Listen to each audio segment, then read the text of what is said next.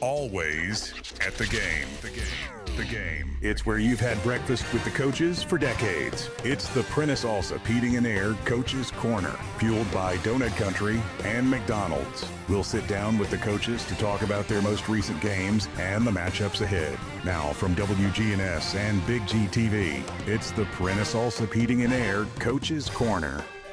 Good morning, everybody, and welcome in to the Week 1 Coaches Show. I know, we were here last week. That was Week 0, I guess. It was the week before the week.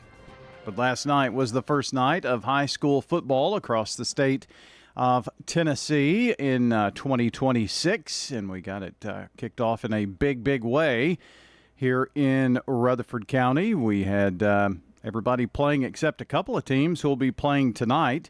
So we're going to run over that on your Jennings and Ayers Funeral Home scoreboard this morning. And in the game that we had on WGNS Radio and on Big G TV last night from Blackman, it was the Blaze defeating Clarksville 29-10. Blackman with the victory. And really, Blackman had that game in control. It never really felt like that there was a Clarksville threat in that game last night. 29-10 the final score. And last night, the first successful broadcast over on Big G TV in terms of working with some of our Rutherford County CTE students from both Blackman and Stewart's Creek. So that was a fun experience last night, and more to come on that as the season rolls along. A couple of games coming up for us this week, as a matter of fact. Last night, it was Brentwood defeating Smyrna 21-10, back-to-back years. Those Bruins have snuck out with a 1-point victory. Rockvale over Independence 24-7. Last night, it was the Cookeville Cavaliers defeating our Siegel Stars 42-14.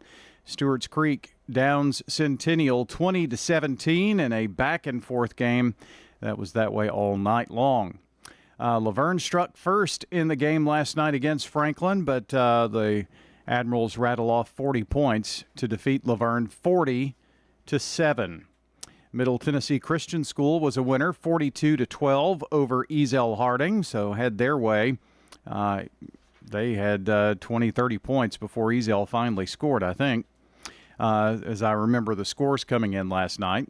PCA defeated Eagleville by a final score of 24-9, and we're going to make Gary Dedman, our SRM Concrete Solid performer, 23 carries, 154 yards, and a touchdown in last night's win for the PCA Lions in Marty Uverard's opening game at the helm of Providence Christian. Locally grown, nationally known. That's SRM Concrete.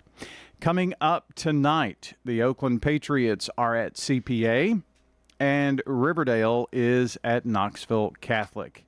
So Oakland and Riverdale both playing tomorrow. I'm sorry, today. That was the message from last night that was in my head. So Oakland at CPA and Riverdale at Knoxville Catholic. That is a look at your Jennings and Ayers Funeral Home scoreboard. The scores are on our website as well, wgnsradio.com/scores, or just head to wgnssports.com and you'll be able to see the scoreboard right there. Well, here is the lineup for the morning. We've got Riverdale first up with Will Kreisky here in just a couple of seconds, and we'll be joined by Smyrna at 9:15, Blackman at 9:30. At 9:45, John takes over, and we'll be talking with Laverne. 10 o'clock, Oakland. That would be 10:15 for Stewart's Creek and 10:30 for Rockvale. And then we'll wrap that up with Bill Hockenberry talking with Siegel, Eagleville, and then MTCS Cougar Corner hits the airwaves at 11:15. So that is our slate for the morning. We're going to take a quick time out, come back, and get cranking with the conversation. Riverdale first up next on the Prentice Alsop Heating and Air Coaches Corner. We've got the Donut Country going. We've got McDonald's biscuits and sausage, so we're good to go here on a Saturday morning. Lean back and enjoy the conversation with us, won't you?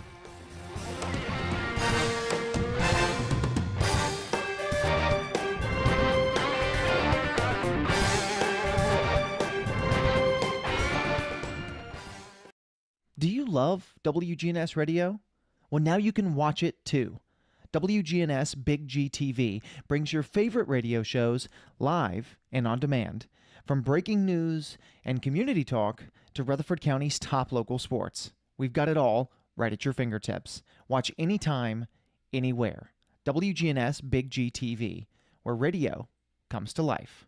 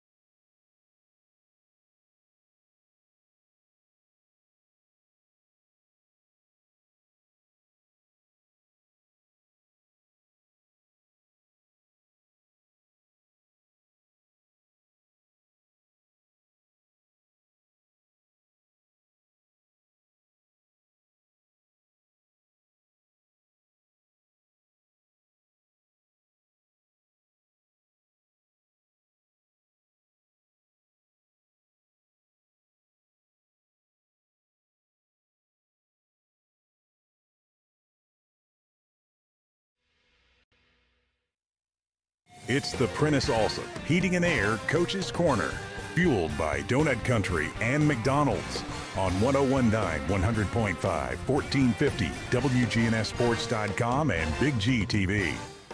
The Coach's Show is brought to you by Edward Jones financial advisor Lee Colvin, who will work with you to help develop a complete, tailored strategy to help you achieve your financial goals.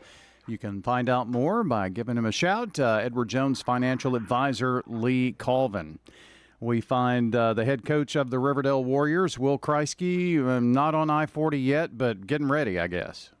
Yeah, we're getting close, going to get some sausage and biscuits and some waters and, finish packing the trailer and just a list of things. My daughter's playing her softball game at 8, so it's been a wild morning already. Man, and I'm curious, how does a football coach spend Friday night on opening week and you're not playing? That has to be, that's cruel and unusual punishment, isn't it? Yeah, it is. But my first year as a head coach, we played on a Saturday at MTSU, so it's how I opened up my career as a head coach. So I've been here and done it before, but, like I said, my daughter wanted to practice a little softball in the front yard last night for a game, so I was able to be a dad a little bit and work with her and get her ready for her game. Yeah, that's something that you just have to pick those moments as a dad, and I think you've probably learned a lot along the way in terms of that, and you probably get some advice from your wife and all about how to find those moments, right? Yeah, I've done not just my wife, but the administration at Riverdale. They've really helped me grow into being a better coach and a better father. A lot of times I put a lot of pressure on myself, and not like all of us coaches do. So I've done a better job of putting my priorities in my family and taking care of them. Yeah, just don't ask Dalton about that, as he was growing up, since he had a father who was in radio, but it's kind of like coaching, but I coach every sport, it seems, so, Hey, Dalton turned out just all right. He's always got my back in the studio when y'all pick on me. There you go, yeah, he's all right. He likes some Coach K, that's for sure, so... You were talking about packing the trailer and getting the waters and all that kind of stuff. I mean, I wonder if it's easier to play at home or play on the road. But I mean, this is a road trip. I mean, this is it's not like going up 30 minutes away. So it's kind of a different type of road game. Yeah, it is a different type of road game. You have a lot of people, a lot of support people that help you. I have my booster club president, Daniel Rowland. He's done a great job of managing everything. And my former booster club president, Richard Gibson, John Lewis, they all are still helping. They all stay around. And that's neat when you got guys that's been past, my past two booster club presidents are still helping out. And, I think that's a testament of the parents and everybody that's involved. Their relationships they have, and their kids are no longer in the program, and they're still willing to help and go pick up pregame meals, go to Sam's and get, snacks and waters and things for kids. So it takes a great deal of people. Mr. Ford has been with Riverdale since Coach Rankin and Coach A-Lot days. Kenneth Ford always travels with the teams, always on the sideline on Fridays, and he's done that. I've been at Riverdale since 2009, and I've never known him not to be on the sideline with us. Yeah. But, people like that that's been around Riverdale for years, it just, again, like I say, it's a testament of the Riverdale community and what it means to people. Well, that's when you've been at a school that's been in existence since the early 70s, and you have those people that are still around. I know that there are people that that have been early supporters that have gone on to glory now even and have had Riverdale stuff at their funerals. So, I mean, that's when the power of your local schools, and Riverdale is just a testament to that. And sometimes you have to sit back, and I guess we're getting a little philosophical this morning since we don't have a game to talk about, but I mean, you sit back and you think about that stuff and how much it means to people and what you do on a Friday night or a Saturday night and just to give people some pride in their school. Yeah, there's a lot of people that's been around Riverdale for years. I mean, just look at Brooke White, who's been the Riverdale cheerleading coach as long as I've been at Riverdale. And she takes pride in her program and what she does. And her program exemplifies, sets a standard for a lot of the programs at Riverdale. And Miss White, she's all in on all sports. And she wants all these programs to be successful. And she's there to lend a helping hand any way she can with any athletic team, whether it's football, basketball, baseball, softball, track. She's all about it. And it's people like that not just Miss White, but there's all kinds of people like her in our school and in our community that takes great pride in this community, and it just carries over. It keeps the tradition alive. It keeps that spirit alive, and it keeps growing and growing. Like you said, there's so many schools in Rutherford County now. Yeah. And we're one of the oldest high schools, and for people to keep carrying that tradition and keep passing it along to generations, it's really special and neat. I can say that now because, I'm one of the old fellas now in the school, and, I've been there for a while, and it's to watch it evolve year after year. It's just special. Well, I'm just happy to know the boss of the county athletic director who can get him in line if that needs to happen. I've heard Brooke in the upstairs gym when we're getting ready for a basketball game, and she'll say something, and I'll stand at attention. So, it's good to have those type of people around for sure. And I know we talk about this being a football game, and this is obviously a football game, but it's an experience. And you've got the cheerleaders there, you've got the fans there. There are so many people that are involved in a football event on a Friday night, whether it's at home or whether it's on the road. And Will, as y'all are getting ready this morning, I don't even understand how much you're packing a trailer just to go along to have enough water for the guys and stuff like that. I mean, it's kind of hard to believe what goes into just managing that many kids. We're taking, we're traveling over 80 plus kids today, 20 plus coaches and support staff and parents helping along. And, like I said, we'll have biscuits this morning, and then we're going to go to Grace Christian Academy and do walkthroughs, and they're generous to offer us their facility. They are off this week, and we're going to do a walkthrough there and a pregame meal there. And then after all that, we'll go over to Knox Catholic. Coach Rankin, I think I've been on the phone with him 2 or 3 times in the past 2 weeks, and he's helped me with this trip and plan this trip, and that means a lot to me. A former Riverdale coach, one of the best high school coach in the state of Tennessee, and I know he's retired now, but he's still involved, and he's taking my calls and questions, and I think that's special. I mean, he didn't have to do that, Mm-hmm. and he still has that much pride in Riverdale that he's going to extend his hand, make phone calls, and he was actually trying to get me in a school that was 2.5 miles from Knox Catholic, but they actually play a game. The school he was trying to get me into. They have a game this morning at 11 o'clock. So it just wasn't going to work out. But I mean, again, that's somebody that's been around and the program and Riverdale and knows all these people that I'm talking about, from Miss White and you've interviewed him a few times, and like I said, just the Riverdale community is special and it's tight knit. When you're in that inner circle, people always take care of you. Well, I was around so long that I was the one put in charge of chasing around JT. So, and now he's a head coach. Or coaching down in Chattanooga area. So that's the school we're going to where JT's the strength and conditioning coach. Oh, okay, nice. Yeah. Well, that's awesome. So. Will, Knoxville Catholic, a team that I guess you've coached against the guy who's on the sidelines at least before, here in the county even, I would imagine. No. Did you not? No, Matt Williams was the head coach of Smyrna when I took over, and Coach Shed Owens was already gone. Okay. So last year was the first year I got to coach against Coach Shed Owens. Now you say that, yes, as an assistant coach. I said yes, as an assistant At Blackman, coach. yeah.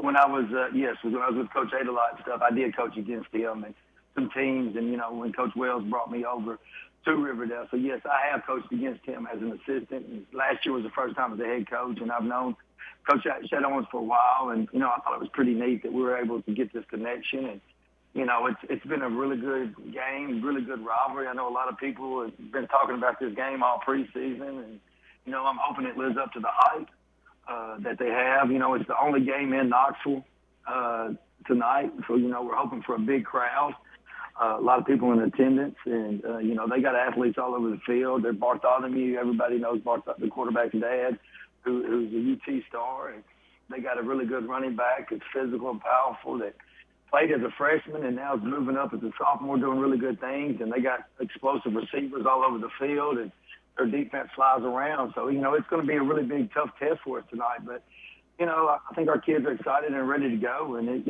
it's neat, giving them a chance to play on Saturday night in Knoxville. What else could you ask for? And obviously when you play a game on a Saturday, the next game, and I know you're not thinking about that at all, but there is a quicker turnaround. So how will you handle that? Are you already preparing a little bit? Some of your staff working on next Friday? How are you handling that situation with a shorter week? Yeah, there's different things. Today, Saturday's usually the day that's all the film stuff and film breakdown and getting all that stuff taken care of. And we will be a day behind. And my coaches will work extremely hard to catch back up tomorrow and get things. We'll have our JV game on Monday and our freshman game on Monday with the practice. So our practice will be similar. We may cut back on a few things to try to get their legs back after tonight. But still, these guys have done it before. Oakland's doing it. CPA's doing it. There's a lot of teams in the state that's playing today. But, we're not the only one, so we got to get our plan together. And again, like you said, we discussed a little bit about it last week, and we got guys doing different things today to help us get ahead of the schedule for tomorrow. So we divvied those tasks out to other coaches and things, and so we're moving forward. But this is not like it was just thrown on us last minute. This is something that we've been working on all summer. Well, it's nothing like spreading out the start of high school football. It's always a fun time of the year. And, Coach, we wish you a lot of success on the road tonight. Safe travels up I-40, and y'all come back 1-0, all right? Yes, sir. I appreciate it. Have a good day. Thanks, Will. That is Will Kreisky, the head coach of the Riverdale Warriors, joining us here on the Coach's Show. Brought to you by Lascassas Feed Supply, locally owned and operated by our friends Coy and Jennifer Young, specializing in animal feeds, premium pet foods, farm supplies, and more, and having big farmers market this morning. Head on out and enjoy Lascassas Feed Supply. When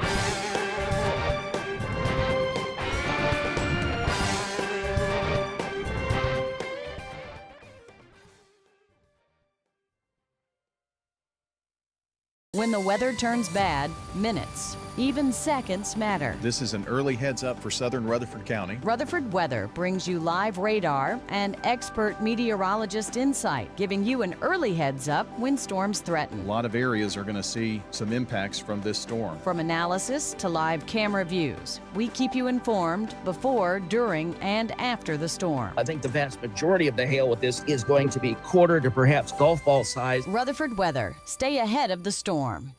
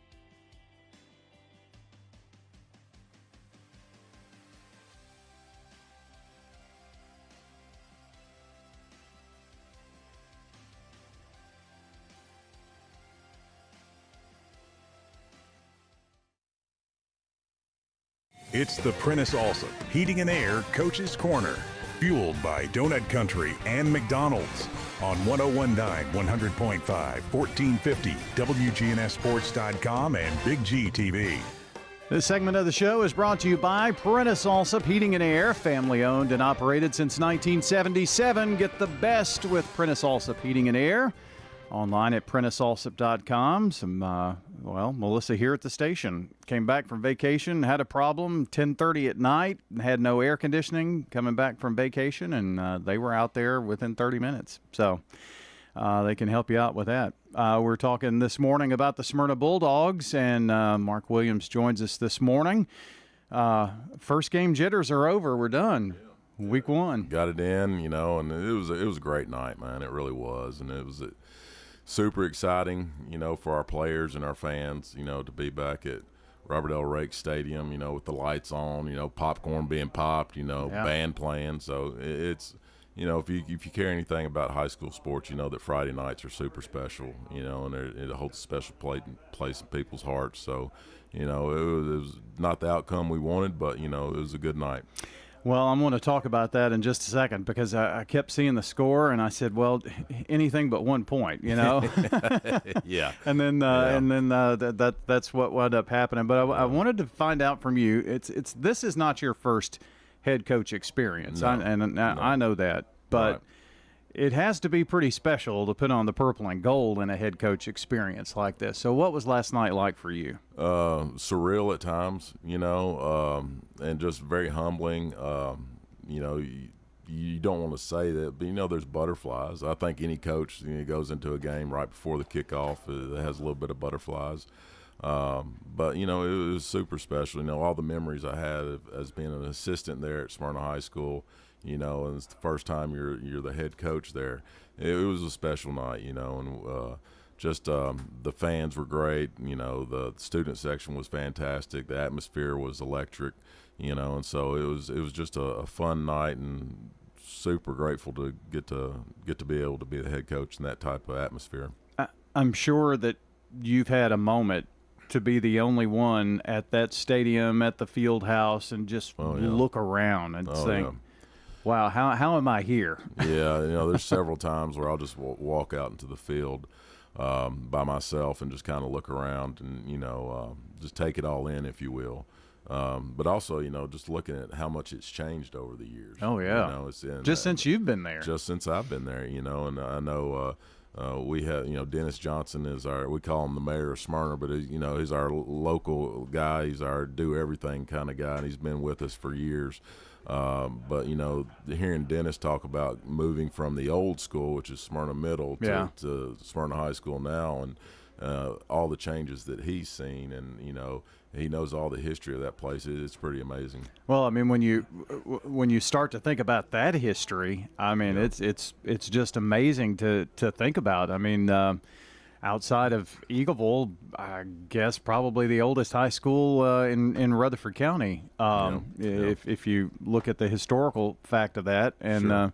That old stadium's still there, so I'm sure people do pass by old Smyrna Middle and think, all the memories that were there. So. I was there. I was there Tuesday night in a hard fought game by Smyrna Middle. And it's pretty neat to be able to just drive 2 minutes from your high school to go to the middle school, the old high school, and watch kids play football. I could talk to you about this all day, and I know we're going to talk about the game and stuff Right. too. But just the extra things now as a head coach that you do. I'm sure you've seen some middle school games before, but that maybe wasn't one of your top priorities, Right. and that's kind of the head guy that does some of that stuff. But I Sure. mean, there are things that you're doing now that you haven't done in the last couple of years. Yeah, being an assistant, you do your job, you go home. Yeah. You go home, but as head coach, there's certain things that you have to do, and I shouldn't say have to do, you get to do them. Sure. And so getting to go to a middle school game and watch it's kind of fun. We have plans as a coaching staff to go to our local Smyrna youth football games and see those guys play, and so it's just looking at the next generation, the next kids that'll be coming through, and getting to see them, and it's just like I've always said, it's a community school, one of the last few community schools there are, and so we're super proud of that. The biggest community school you could ever have. I mean, gosh, absolutely. it's crazy. Yep. We have had Mark battles with Williamson County, and I think it's one of the coolest rivalries whenever I enjoy seeing Rutherford versus Williamson Sure. games on the schedule, and you had another classic last night with Brentwood. Yeah, and we always like playing Williamson County schools because, number one, you're going to get good football, and it prepares your players for down the season, on into the season. And so, having Brentwood on the schedule has been a positive for us because they're a well-coached team, disciplined team, and our kids need to see that, and our kids need to compete against that, which they did. And but yeah, playing Williamson County is a positive for us. Kept seeing the scores come in, and I'll say it again. I know what happened last year, and sometimes things happen in a game, and it's that one point, and it happened again last night, didn't it? Yeah, it was. Got off to a rocky start on offense. Dug ourselves in a hole. They roughed the kicker, so we get back at it. But anyway, we're going in to score, and we had a fumble on the 2-yard line.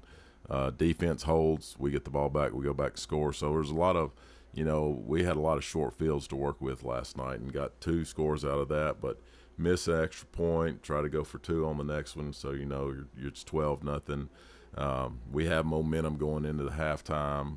And we told our kids, this Brentwood team is not going to quit. They've got a lot of pride, and then they came out and played hard. But the biggest crux of our night, the biggest thing that got us last night was 4 turnovers and our kicking game. Those are all things that you take what happened last night. Yeah.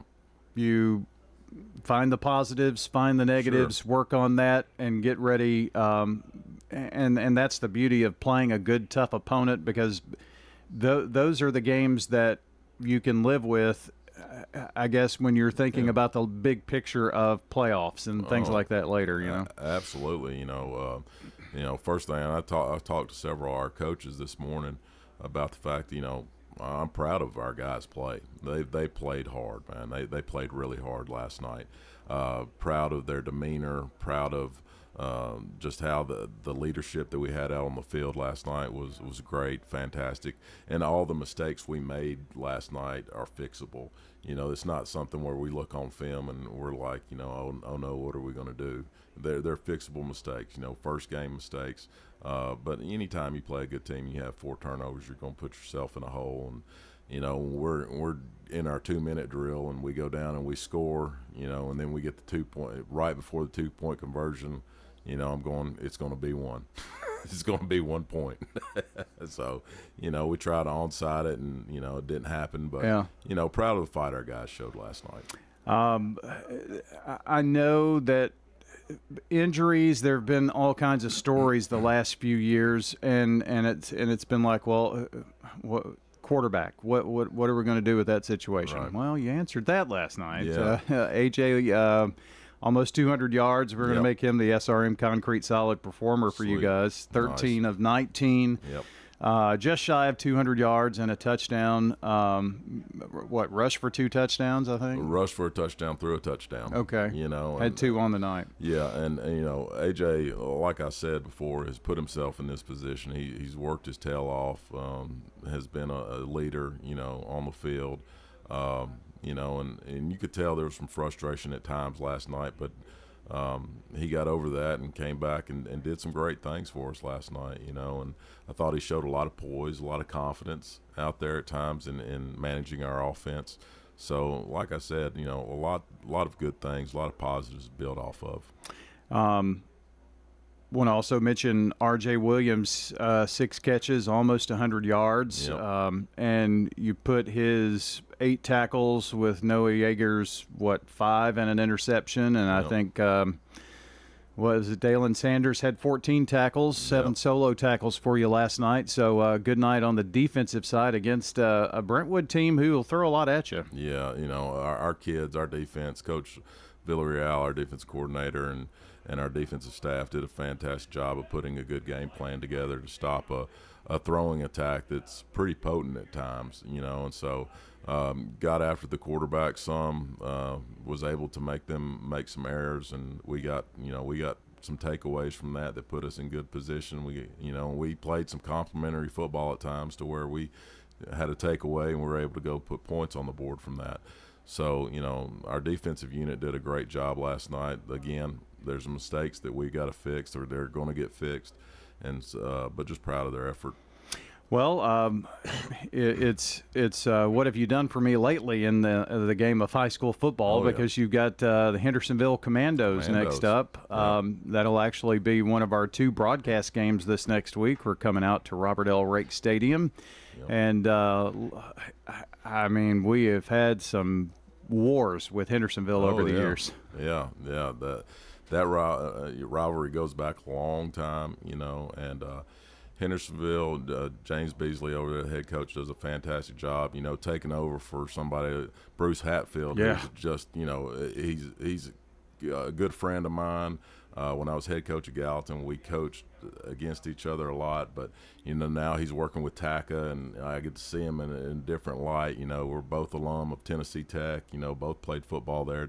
So, you know, there's a lot of ties to Hendersonville in terms of their coaching, but At least you don't have to play his offense. well, yeah, but they're still doing the same, you know, are they? the wing tee, you know, so Okay. we've got to prepare for that. You know, defensively, they're very staunch. They fly around. Got to watch a little bit of them last night. But yeah, you know, they're a wing tee team. We'll spread it out just a little bit, but you know, hard nose. When you think of Hendersonville, you think of hard nose, and so we've got to prepare really well this week.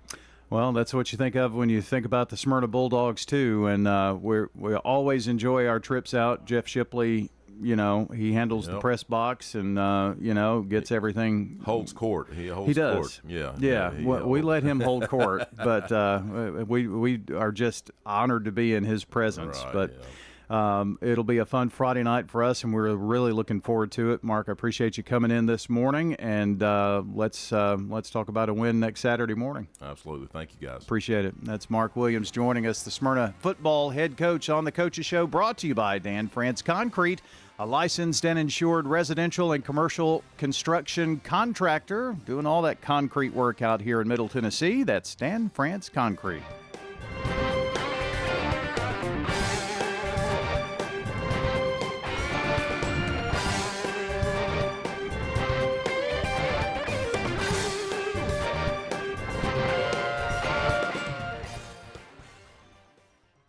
Hey, Rutherford County sports fans, from auto, home, renters, business insurance, and more, trust your local State Farm agents. Celeste Middleton, Ron Reeves, Emerson Williams, Alex Williams, Dana Womack, and Andy Womack. This powerful team lives here, works here, and are your neighbors. They're ready to help you manage everyday risk, recover from the unexpected, and realize your dreams. Contact Celeste, Ron, Emerson, Alex, Dana, or Andy for all of your insurance needs. Like a good neighbor, State Farm is there.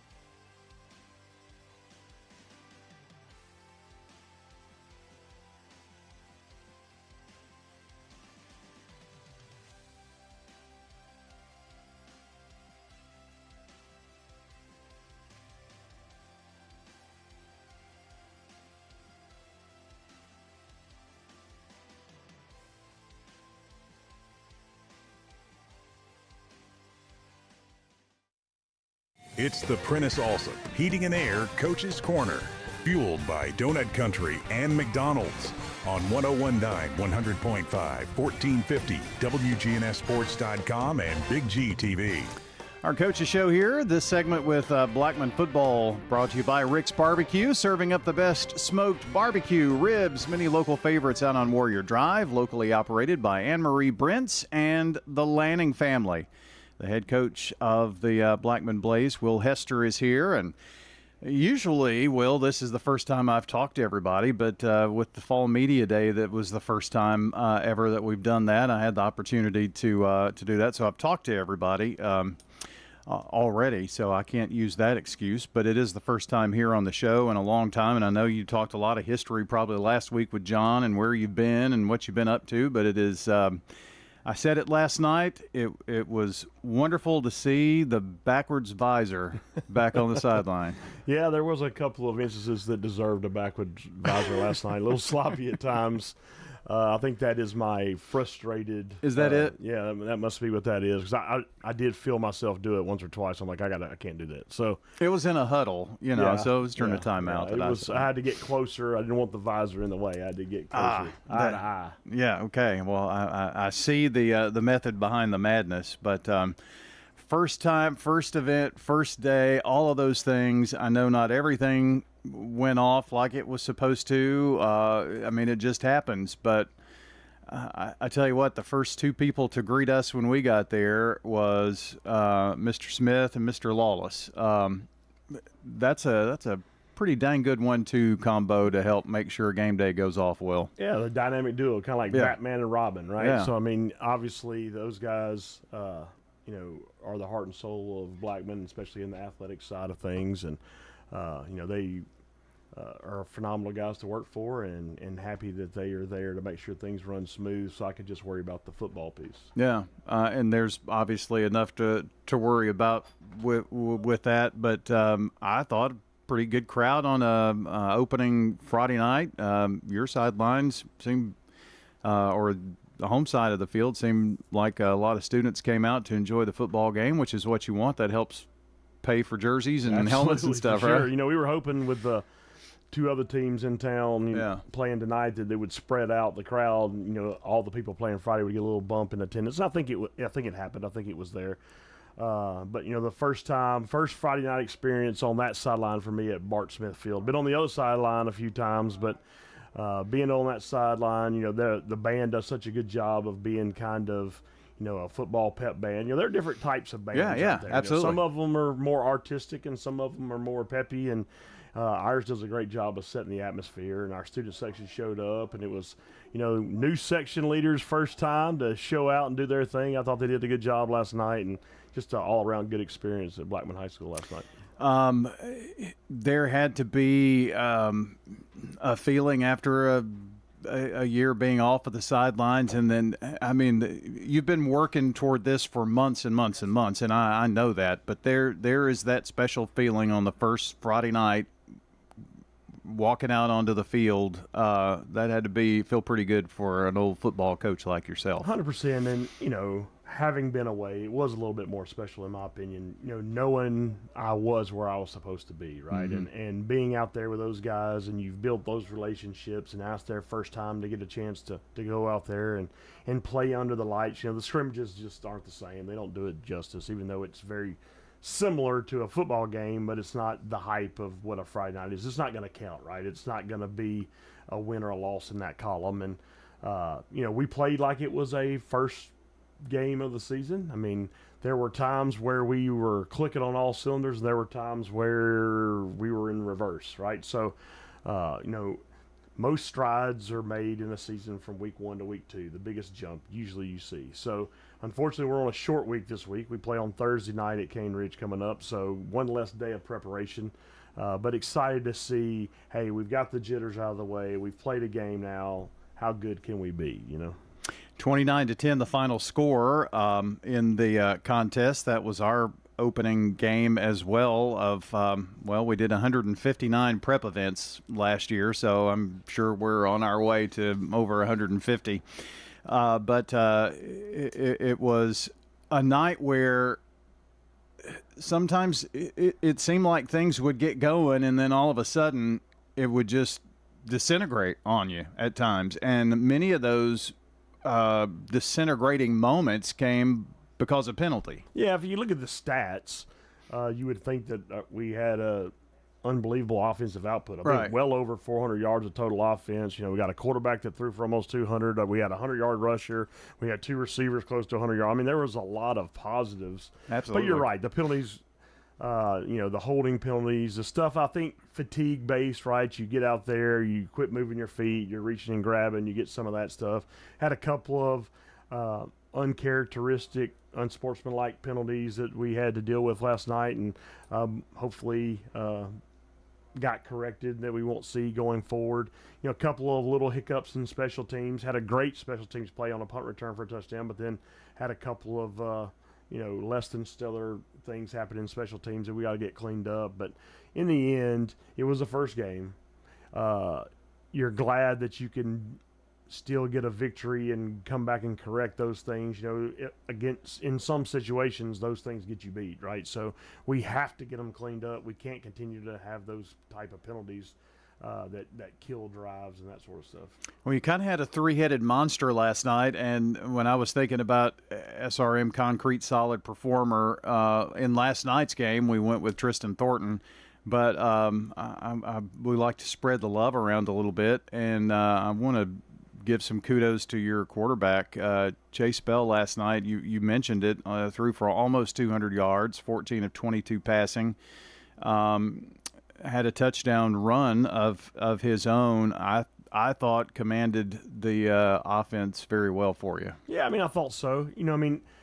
His first time as a starter at Blackman High School, and I think his first true start as a high school football player. So definitely some positive things. I thought early was real crisp and did some stuff. For whatever reason, I don't know if it was the breaks in action. There was a lot of, injury timeouts last night. It felt like the second half felt like it lasted forever. It felt like the world's worst TV game, and it was just a live stream game. You know what I mean? So, I don't know. It just kind of sucked the energy out of the whole thing. It felt like, and so we've got to be able to respond to situations like that. But I think Chase did a lot of good things. I think he would be the first to say he did some things that he is going to do better the next time. And as he gets those experiences under his belt, I think you'll see some growth. Well, the compliment that Chase had with Micah in the backfield, I thought, really when there was maybe no option to pass, give it to Micah and let him take off. I mean, I thought he had a phenomenal night. He did. He has a couple of big runs. I think he had a 40-something yard touchdown run, had a 33-yarder on the first drive, I believe. So, yeah, Micah definitely got loose. I mean, his superpower is speed, right? Super quick guy who had a great year for Blackman High School last year and expect big things out of him this year. And I felt like Travell Gordon came in and did some good things too. Yep. Ran the ball hard and was able to get some tough yards. He was a shot in the arm when things were kind of bogging down on you. Yep. I thought in last night's game. Defensively, they had some big boys running the football.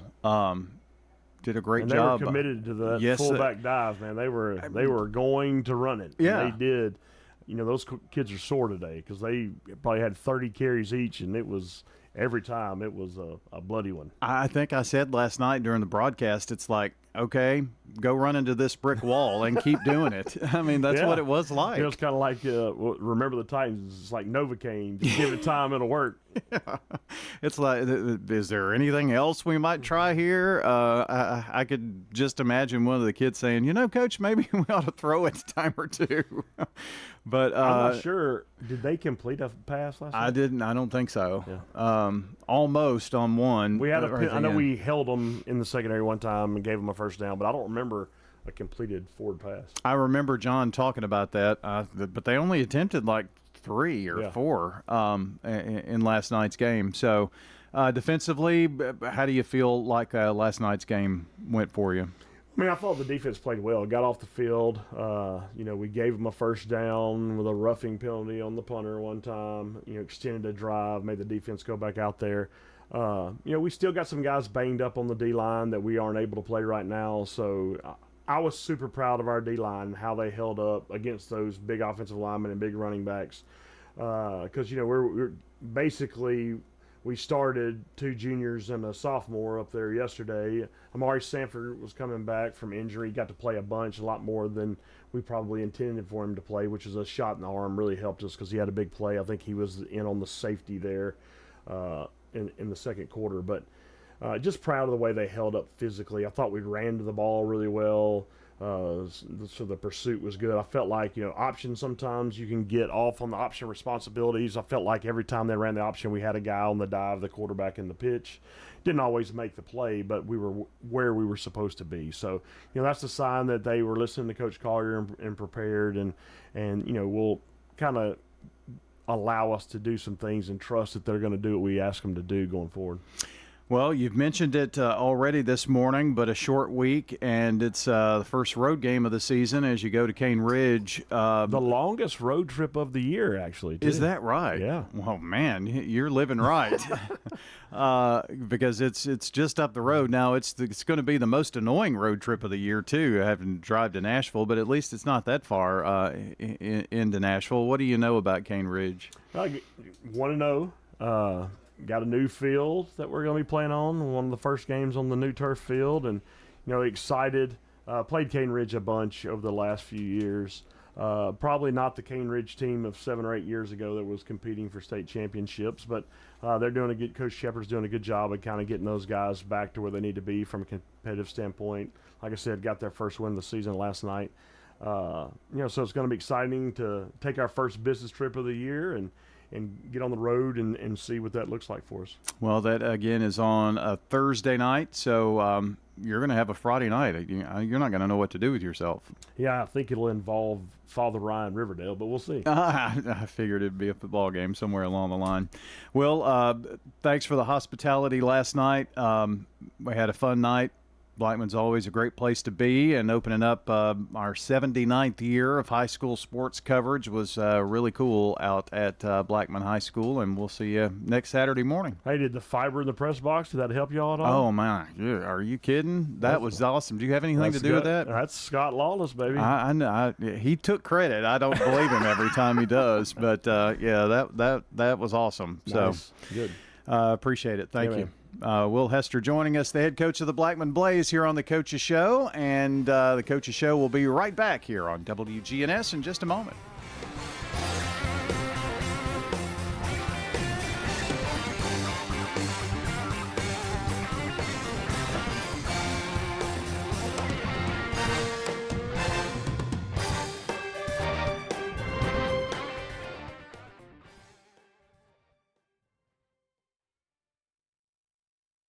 Do you love WGNS Radio?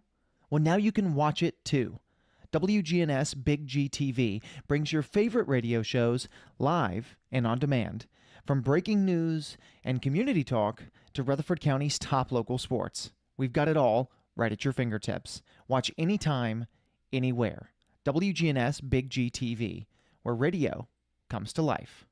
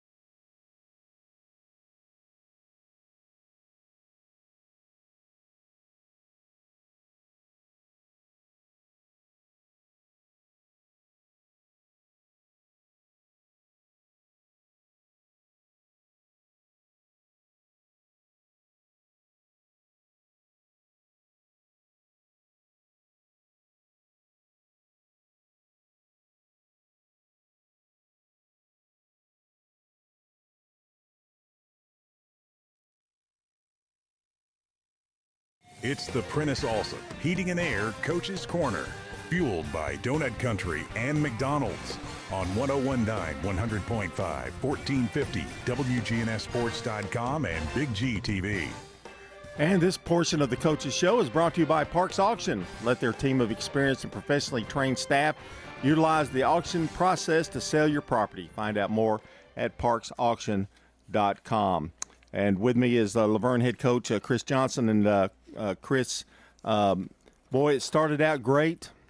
Yep. Had a lead for a long time, and then it kind of turned on you at the end. Yes, sir. I mean, we've got to find a way to finish. Our guys came out. I feel like our coaching staff on offense and defense had the guys ready to play, and we came out and put together 2 solid quarters and came back out in the third quarter, and an array of penalties and mistakes caused us to kind of lose some momentum. At the game we were at Blackman. A lot of cramping, a lot of mistakes in terms of holding and that kind of thing, and it was rather warm out there last night, and that plays a big factor, I think, in these early games. Yeah, it for us, looking at our roster and our depth, those things we have to overcome a different way, just simply because most teams can sub 4 or 5 guys in, get a fresh front in there, and our rotation is a little shorter than that. So our guys are expending a lot more energy, I suppose, because our rotation is not as big. So yeah, we battle with that some too. A lot of cramping and guys kind of getting nicked up and having to push through it. So I think by the next game and in the next game, I think the guys will kind of get used to our rotation. We talk about depth and some of these schools with 100 kids out there, and Laverne, you have to kind of, do you go out and search for some people, some kids to come out there and come out for football?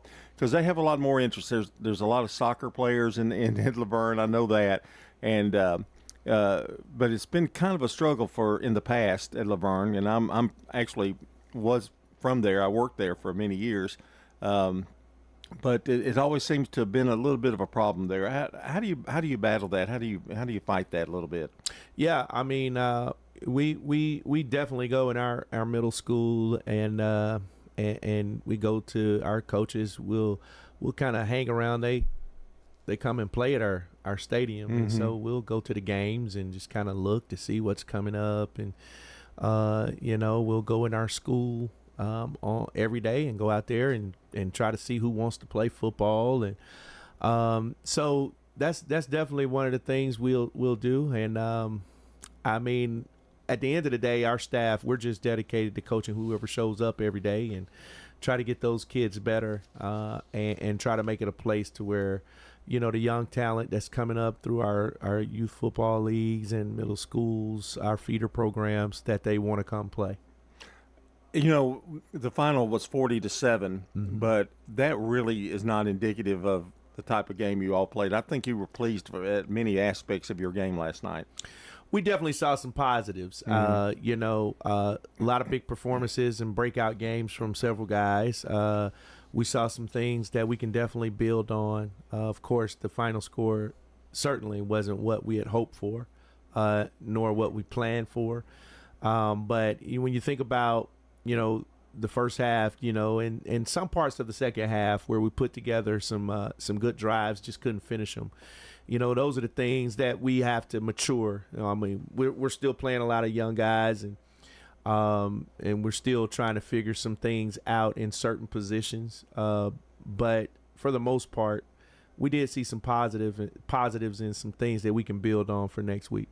We're talking to Chris Johnson, the head coach of the Laverne Wolverines. I don't know what you do about the cramping issue, but I mean, it was so rampant last night at our game, and I know it was at your game. But and you mentioned, you made a good point. You don't have the depth to bring in new, fresh guys as much as other teams. So I guess you're constantly battling that and trying to get water, get them hydrated, and during the game, and somebody has to handle all of that. And trainer or whatever, but I mean, it can be a real hassle trying to keep everybody on the field, doesn't it? Yeah, our trainer Marcus Harris was pretty busy last night, trying to figure out how to get these guys hydrated and stretched out, and seeing who could go back in and who's probably done for the night. We've it's been a pretty hot week. And one of the hottest weeks that we've had in the summer. And so across the county, we've had to all make adjustments as far as going outside and how much you can condition and things of that nature. And so we've tried as best we could to get the conditioning in that we needed. But you can't simulate a real game, right? Type situation. And so, yeah, that's a challenge, I would suppose, for everyone. But for us, trying to figure out what rotation works for us, that we can keep some guys healthy. That's our biggest challenge, I believe, is managing that rotation on our roster. You could have used an IV last night, couldn't you? Could have used an IV for sure. Yeah, I could have used an IV. I was hot.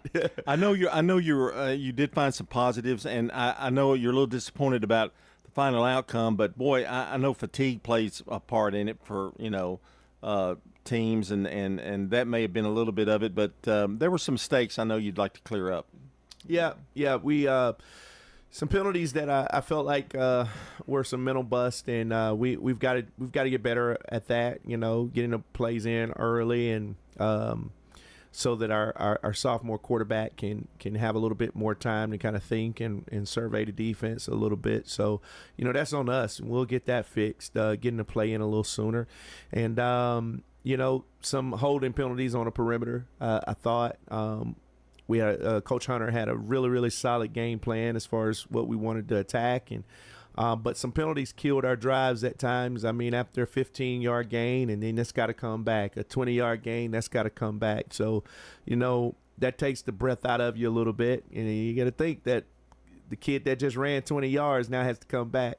It's something about rhythm, too, isn't it? I mean, the rhythm is gone after you have a penalty. Most definitely. Yeah, and it just plays a big factor. I wanted to talk a minute about our SRM Concrete Solid Performer. In your mind, I think you already mentioned him, but he was one of the bright spots. Yeah, our senior receiver, Caden Curtis, this kid plays both ways, and in midst of all of the cramping, This kid played both ways, had 10 catches, 202 yards, and never asked to come out. So he's built different. We're excited to have him. I think he's going to continue to have breakout games. So we definitely saw some great things out of Caden last night, and he was definitely a leader and led by example. Made some great plays that I think a lot of people were surprised about. But he's a good player. And when you say he plays both ways, that is similar to what you were talking about, the depth issue. In a game like that, as hot as it is and that kind of thing, you don't have that luxury of, okay, I'm going to spell you for about, at least 2 or 3 plays. You just don't have that luxury. Well, I mean, he's a track guy. He's a 400-meter runner, and, he and I had that conversation before the season. Look, Friday nights, Saturday mornings, you're gonna be tired. He's probably laid up somewhere right now because you're not coming out of the game. Yeah. And so we have that understanding, and I think he went out and played hard last night. Kind of like a challenge to him, isn't it? I mean, you kind of challenged him for that, didn't you? Most definitely challenging. He takes that challenge, and you could tell he's a good kid. You could tell he's got good upbringing. He works hard. He's dedicated, and he never complains. And I think that's the thing, especially in this climate. You have kids that are, feel like they should be getting certain things, and but he's one of those kids that's not too big to do the small, and then he's not too small to take on the big. So, we really, really like the performance he had. And there were some other performances as well. Thomas Dixon, our running back, gave us some solid carries. He's a sophomore, young kid, but he gave us some solid carries. He had one big breakout run. Our quarterback, who's another sophomore, threw for nearly 300 yards, about 278, and some great performances. Had we read the stat line and then told you the score, you wouldn't think. Right. That's what the score was based on our offensive production. We just got to find a way to convert yards into points. Yeah. We're talking to Chris Johnson here of Laverne. Who do you have next week? Dixon County. Dixon County. And I know you're going to try – you have that one game under your belt, so you got things to work on. And that always helps, getting the one game. It's a long season. You got many games to go. Mm-hmm. So take the game that you had last night as a learning point for next Friday.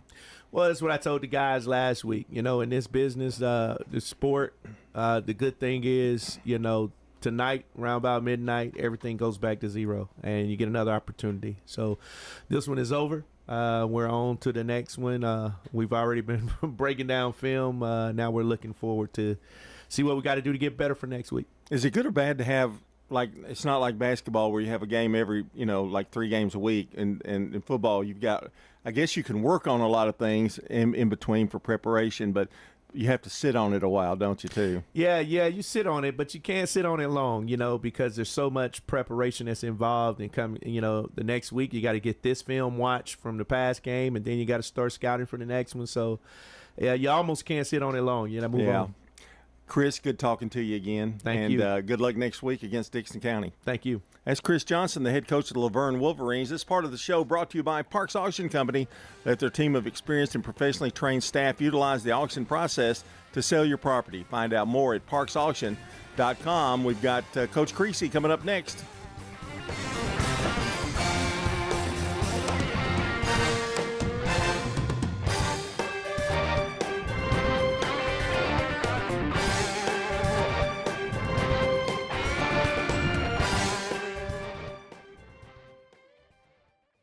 When the weather turns bad, minutes, even seconds matter. This is an early heads up for southern Rutherford County. Rutherford Weather brings you live radar and expert meteorologist insight, giving you an early heads up when storms threaten. A lot of areas are going to see some impacts from this storm. From analysis to live camera views, we keep you informed before, during, and after the storm. I think the vast majority of the hail with this is going to be quarter to perhaps golf ball size. Rutherford Weather. Stay ahead of the storm.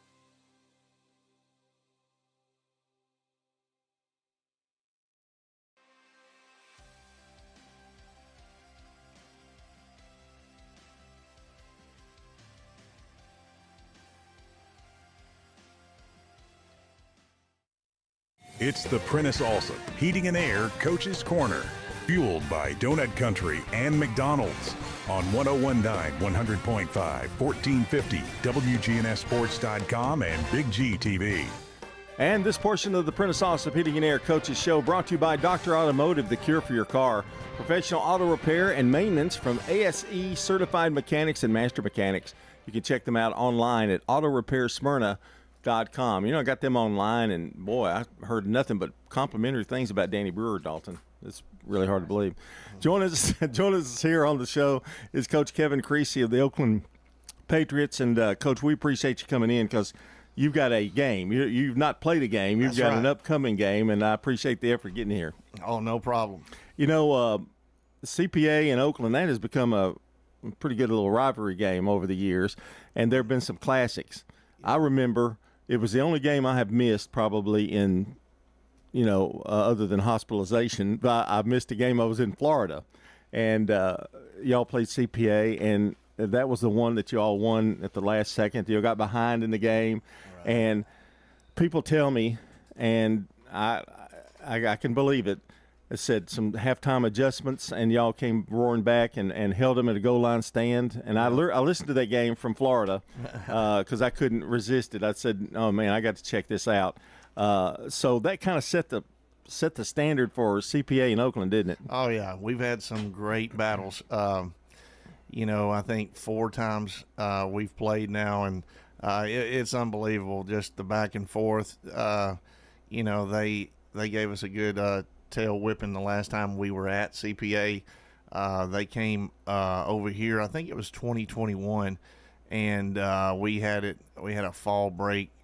So most people missed a great game. I said, it was one of the best games I've ever coached in, and like I said, we fought back, but then give those guys credit. They took it all the way down to like the 2 foot line maybe, and had a last 4th and goal from the 1, and we stopped them, and it was an unbelievable game. Like I said, I hated that a lot of people missed it, and that's when I was like, between that and losing the next year, I was like, I'll never play at fall break again. we may have 9 games, but we're not playing fall break anymore. That was a game, and like I said, from where I was, the distance I was, I had to catch that game.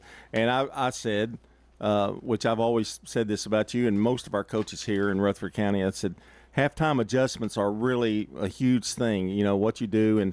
And David Watson has a lot to do with that, and your coaching staff, and to making those adjustments and getting that out of your players. And that's always, I don't want to say it's been something that, I guess I am going to say it.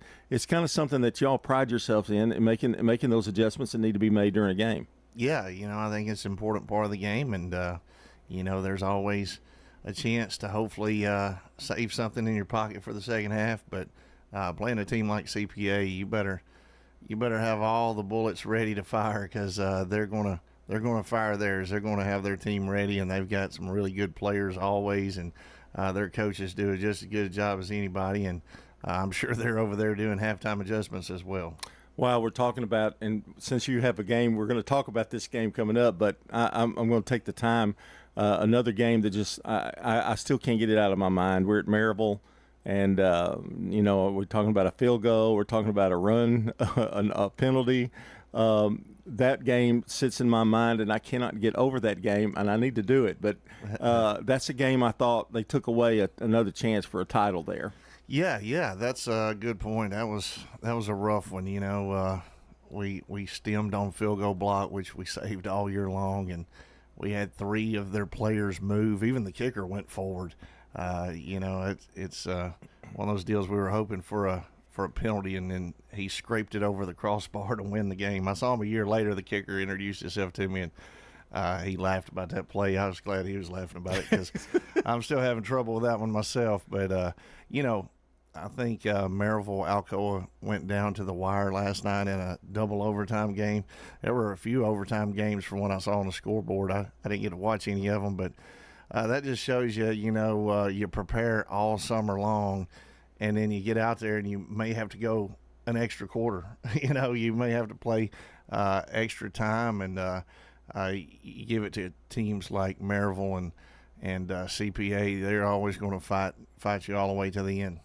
Yeah, I'm going to say one more thing about that game, because it was great. You came up after it's over, disappointing loss. You came up to us, and I will never forget this. You telling us, and all you said was, "Did you see what I saw at the end of the game?" You didn't talk about it. You just said, "Did you see what I saw?" You probably forgot to even said that, but and we both agreed, yes, we did, and that was the end of it. But anyway, it's I guess part of life and part of football. Yeah.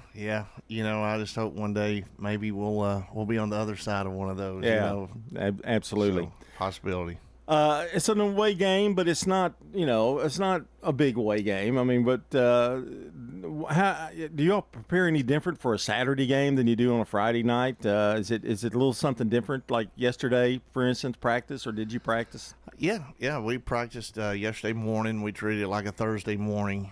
We usually go in the afternoons, but, try to get their legs back underneath them by going in the morning the day before. So we did have an extra day of practice, which, could come back to bite us. At the end of the day, it was the hottest week we've had all year, and we're out there practicing around, and probably should have gave those guys a little more rest. But I think when kickoff time happens and the TV lights are on and, all that stuff, those guys are probably not going to be thinking about how tired they were this week. And that game is going to be televised on, is it My TV 30? Yeah, My TV 30. And usually I'm a little, against getting on TV too much just because it kind of takes away the flow of the game. But we are very welcoming of the TV broadcast, hoping for a bunch of TV commercials. We got a lot of guys going both ways. CPA is kind of in the same boat. They've got a lot of guys going both ways. So I hadn't thought about that. Yeah, but the timeouts, TV timeouts are going to be very helpful tonight. Probably for me, too. I'll have to probably get me an IV between commercial breaks. I mentioned that to Coach Johnson and Laverne. I said on a night like that, we were at Blackman last night, and we saw so many go down, particularly Clarksville. And I said it'd be good, I guess, if you just had a doctor over on the sideline with the IVs full. How do you can't really prevent that though. I mean, I guess you can do some things and get them their endurance up. But it's really hard you just never really know, do you? Yeah, it's hard. It's hard to do. And, it's a fine line between how much conditioning do you do, how much do you get these guys in shape, and then there's always, you got to be in game shape, which is true. There's nothing like being in game shape, and there's nothing you can do to get ready to get in game shape. So, yeah, it's a fine line. You don't want to do too much. You end up, someone will be in the hospital, or you got somebody hooked up to an IV, and like I said, we do a good job with our trainers, always hydrating our guys, giving them a bunch of water breaks, and it makes the practice go a little bit longer. But if you don't do that, you're just kind of spinning your wheels, because I've been there before. You're thinking more about how you're going to get some water in you more than what the football play is that's called by the coach. So, and thus the TV timeouts will help. I do think the TV timeouts will help. All right, CPA, what do you see out of them? I know they're always well coached, and they're going to be ready to play. But anybody that particularly you need to watch in this game tonight? Oh yeah, they've got some big 6'5", 6'6", 300-pound linemen that are a force to be reckoned with. They're playing them on both sides of the ball, and Division I talent. And the quarterback, he's signed with Missouri State, I believe. That's another Division I school. They got a receiver whose older brother just, started playing at Vanderbilt, and little brother, might be even better than older brother. So he's going to be hard to deal with. The coach's son's a big-time tight end that has offers from Georgia and Ohio State. And when you think of tight ends, you think of Georgia and Ohio State. Yeah. So, yeah, it's just all around the board. There's tremendous players on their team, and like I said, it's a good week one matchup just to see, kind of a measuring stick. You play a team like CPA, they're going to exploit a lot of your weaknesses, and you need that done. You need that done week one. The talking about your side of the ball, injuries are kind of a big thing, but are you pretty healthy going into tonight's game? I know Preston Rose is back. Tremendous player. You've got, you're going to need them, with the line especially. Right, yeah. So pretty much everybody's healthy. We've had a couple bumps and bruises and a couple game time decisions, I guess. But besides that, we're as healthy as you could be after having a pretty good scrimmage schedule like we had in preseason. Kevin Creasy's our guest here on the Prentice Allsup Heating and Air Coaches Corner. Some surprise scores in the games last night, and talking to some of the coaches that were here this morning. Again, the weather was a big factor, but a lot of penalties, and that happens a lot in the first game. And I know they happened in the first game, but what you don't want it to do is carry over to the second, third, fourth game, right? Right. You want to get those cleaned up. I didn't get to watch any last night, or I think there was a couple games on Thursday, but I heard all about the BA and Baylor game, and they said there were a lot of penalties in that game as well. And that's what you're going to see a lot of times week one. Is that fatigue? I mean, some of that? I think so. I think, it's one of those deals where in scrimmages, sometimes you have referees, sometimes you don't. Practice, you never have referees. So you get away with more stuff in practice, and then you get in a game, and it's obvious right in front of 7 different referees they're going to call it. So there's 7 different guys out there watching to see what you're doing wrong. So they have a job to do, and when they throw a flag, you better get it corrected and know what they'll allow and what they won't allow. It's just part of football, and at the same time, we got to make sure that these first couple games that are non-region games, we get that stuff cleaned up before we play in a region game. I guess when you look at it's one game, win or lose, it's one game. It's a long season. You can't really get too hyped if you win or too down if you lose, because there's so much more to play. Yeah, no doubt. Half the teams are 1-0 now. Yeah. The other half are 0-1. Yeah. I mean, it's just how you look at it. We're going to be fine either way. Ultimately, I think this is a great test for some guys that especially hadn't got a lot of playing time. We got a lot of inexperience out there. I think CPA is kind of similar to us in that too. You got to get those guys experience with good teams. You don't want them playing bad teams and get a false sense of how good they really are. So, like I said, tonight it'll expose a lot of people that hadn't got experience, and we got to coach them up on what their deficiencies are, and hopefully we'll get better every week. And ultimately, that's why you play these games. CPA is not scared to play anybody. They've had that reputation for years. Ingle Martin, very secure in his coaching abilities. At the end of the day, he will put whoever on the schedule, and he loves to test out his team, and it helps him make long playoff runs. And they've been in, I don't even know how many double-digit state championship games. So it's worked for him. I love the philosophy he has, and it's similar to ours. Yeah, it's worked okay for you so far. Not bad. It's Coach Kevin Creasy, the head coach of the Oakland Patriots. Good to talk to you. Good luck tonight, all right? Thanks. And this portion of the show brought to you by Middle Tennessee Electric, serving our community by providing affordable, reliable, and safe electricity. Online at mte.com. We'll be talking to Stewart's Creek next.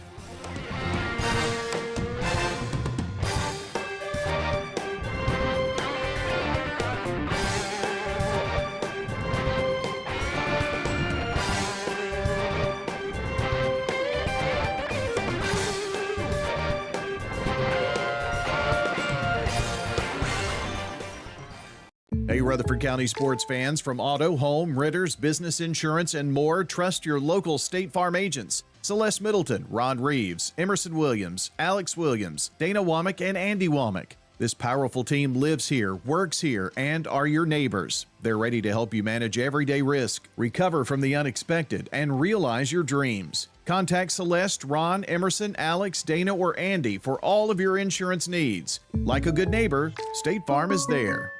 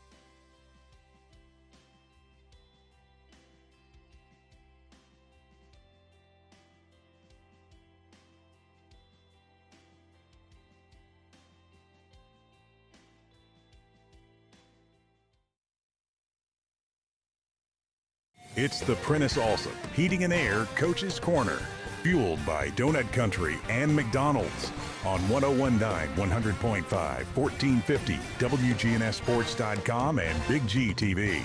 And this portion of the Coach's Show is brought to you by First National Bank of Middle Tennessee. If you're looking for a hometown feel with your bank, turn to the First National Bank of Middle Tennessee, offering full-service banking and mortgage services. Stephen Reese joins me, the head coach of the Stewart's Creek Redhawks. Coach, how are you this morning?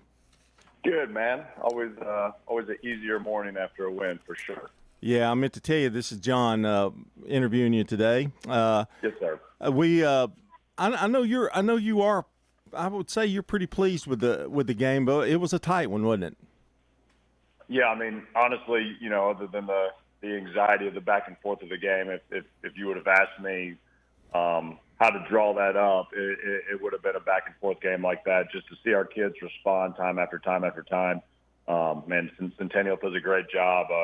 Coach Broderick does a good job, brings a lot of pressure on defense, does some things that give some problems, and they made a few big plays offensively. But, man, it was great to see our kids respond to some adversity, and there's some times that they definitely could have started hanging their heads and getting negative, and they chose not to do that last night. So couldn't have scripted it any better. Yeah, I mean, even if you had been down by 30 or up by 30, what they learned last night had to be invaluable in terms of situations.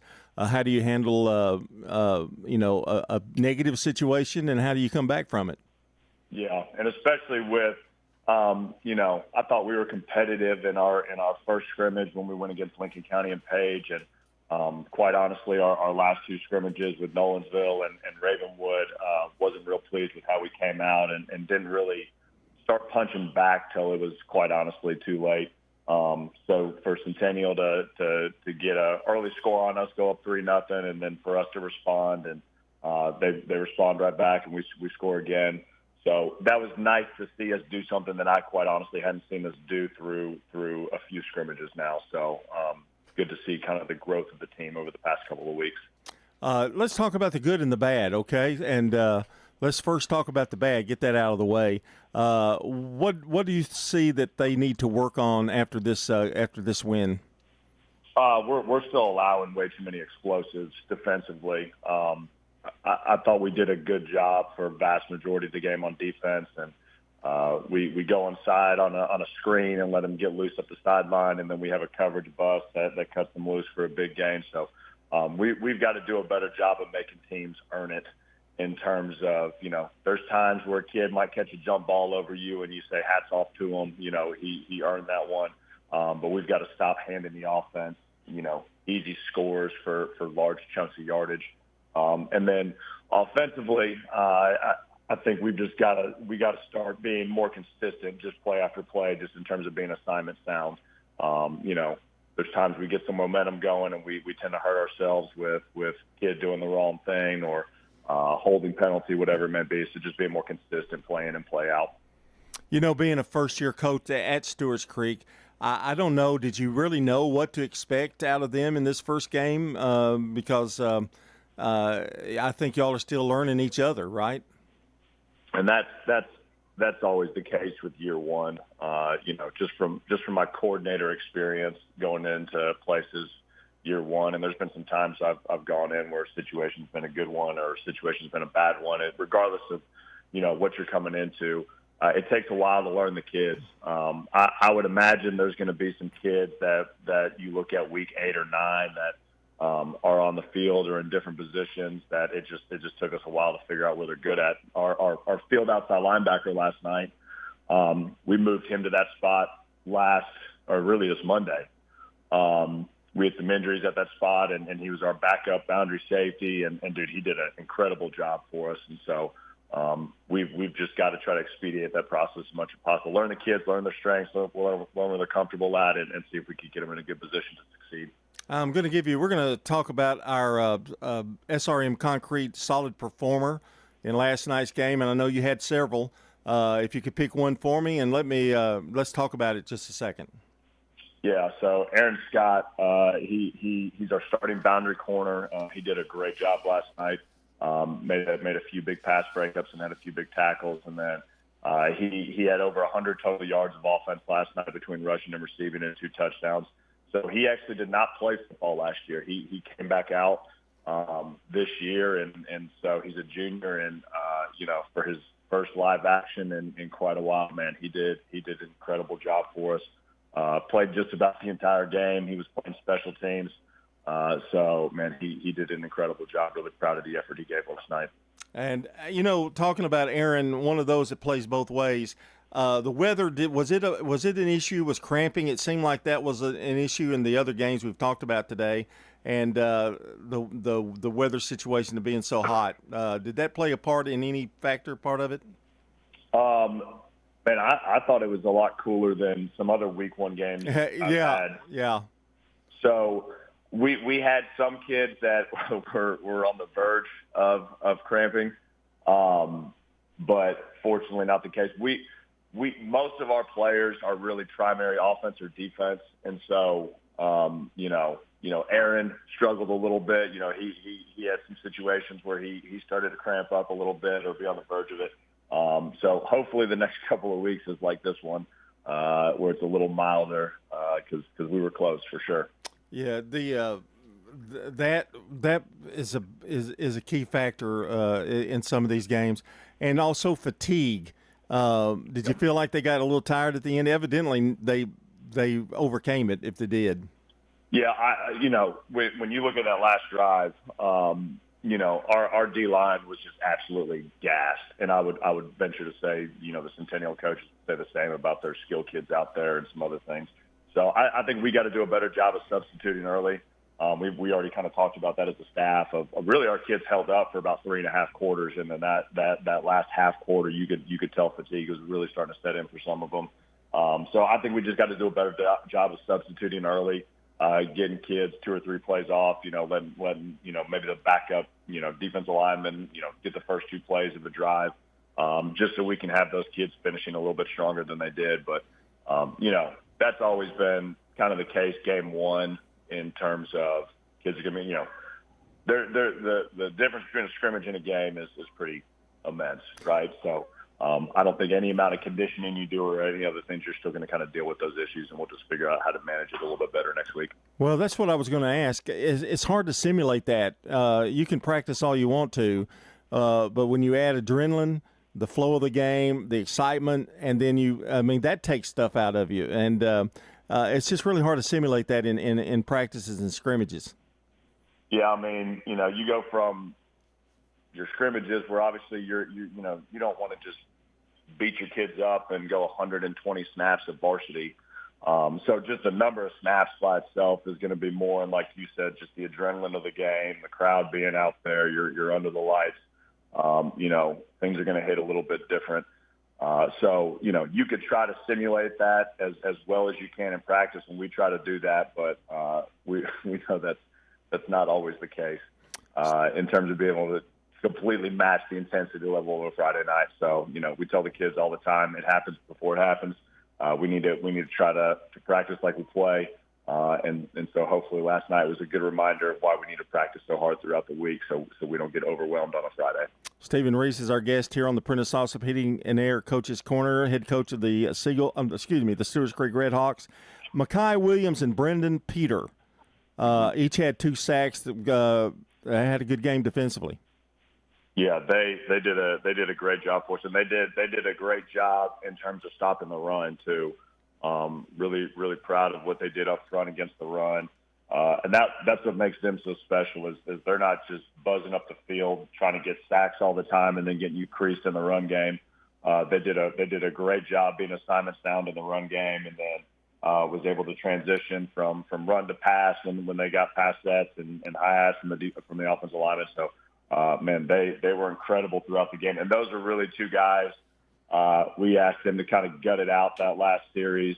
Both of those guys were gassed by the end of it. They had made so many plays, so we need to do a better job of getting them a little more airtime and letting them take a breather a little bit early in the game so they can finish strong. But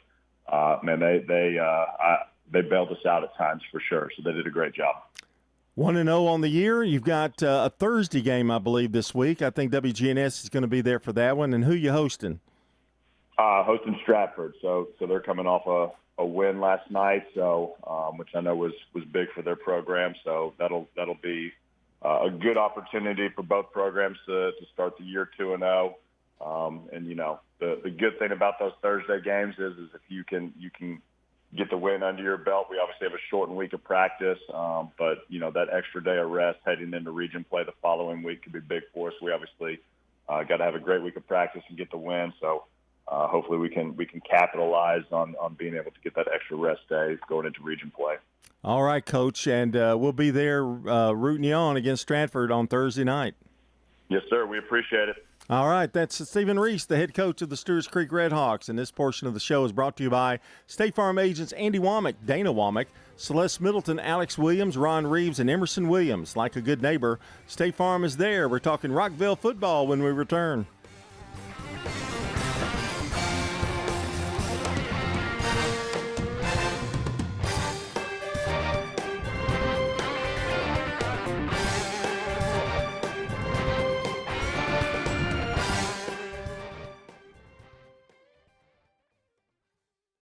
Do you love WGNS Radio?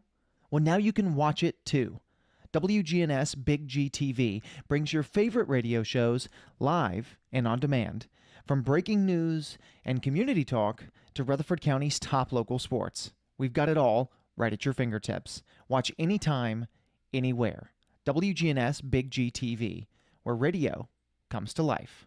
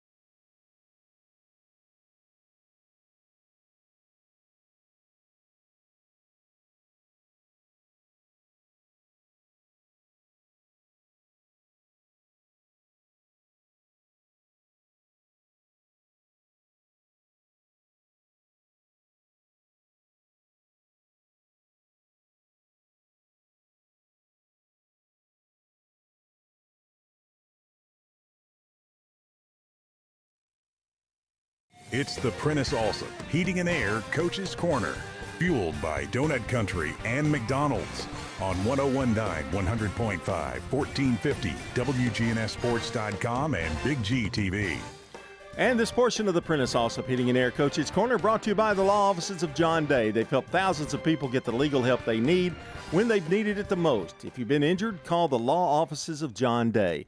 Joining me here is James Counts, the head coach of the Rockville Rockets. And, Coach, I know you're got a little smile on your face today after a big win over Independence last night. Oh, absolutely. Just super proud of these young men and the sacrifices that they've made and his coaching staff, and just very, very pleased. You know, Independence has always had a pretty big name in football. You know, they'll be exciting offensively. You pretty much shut the door on them, really.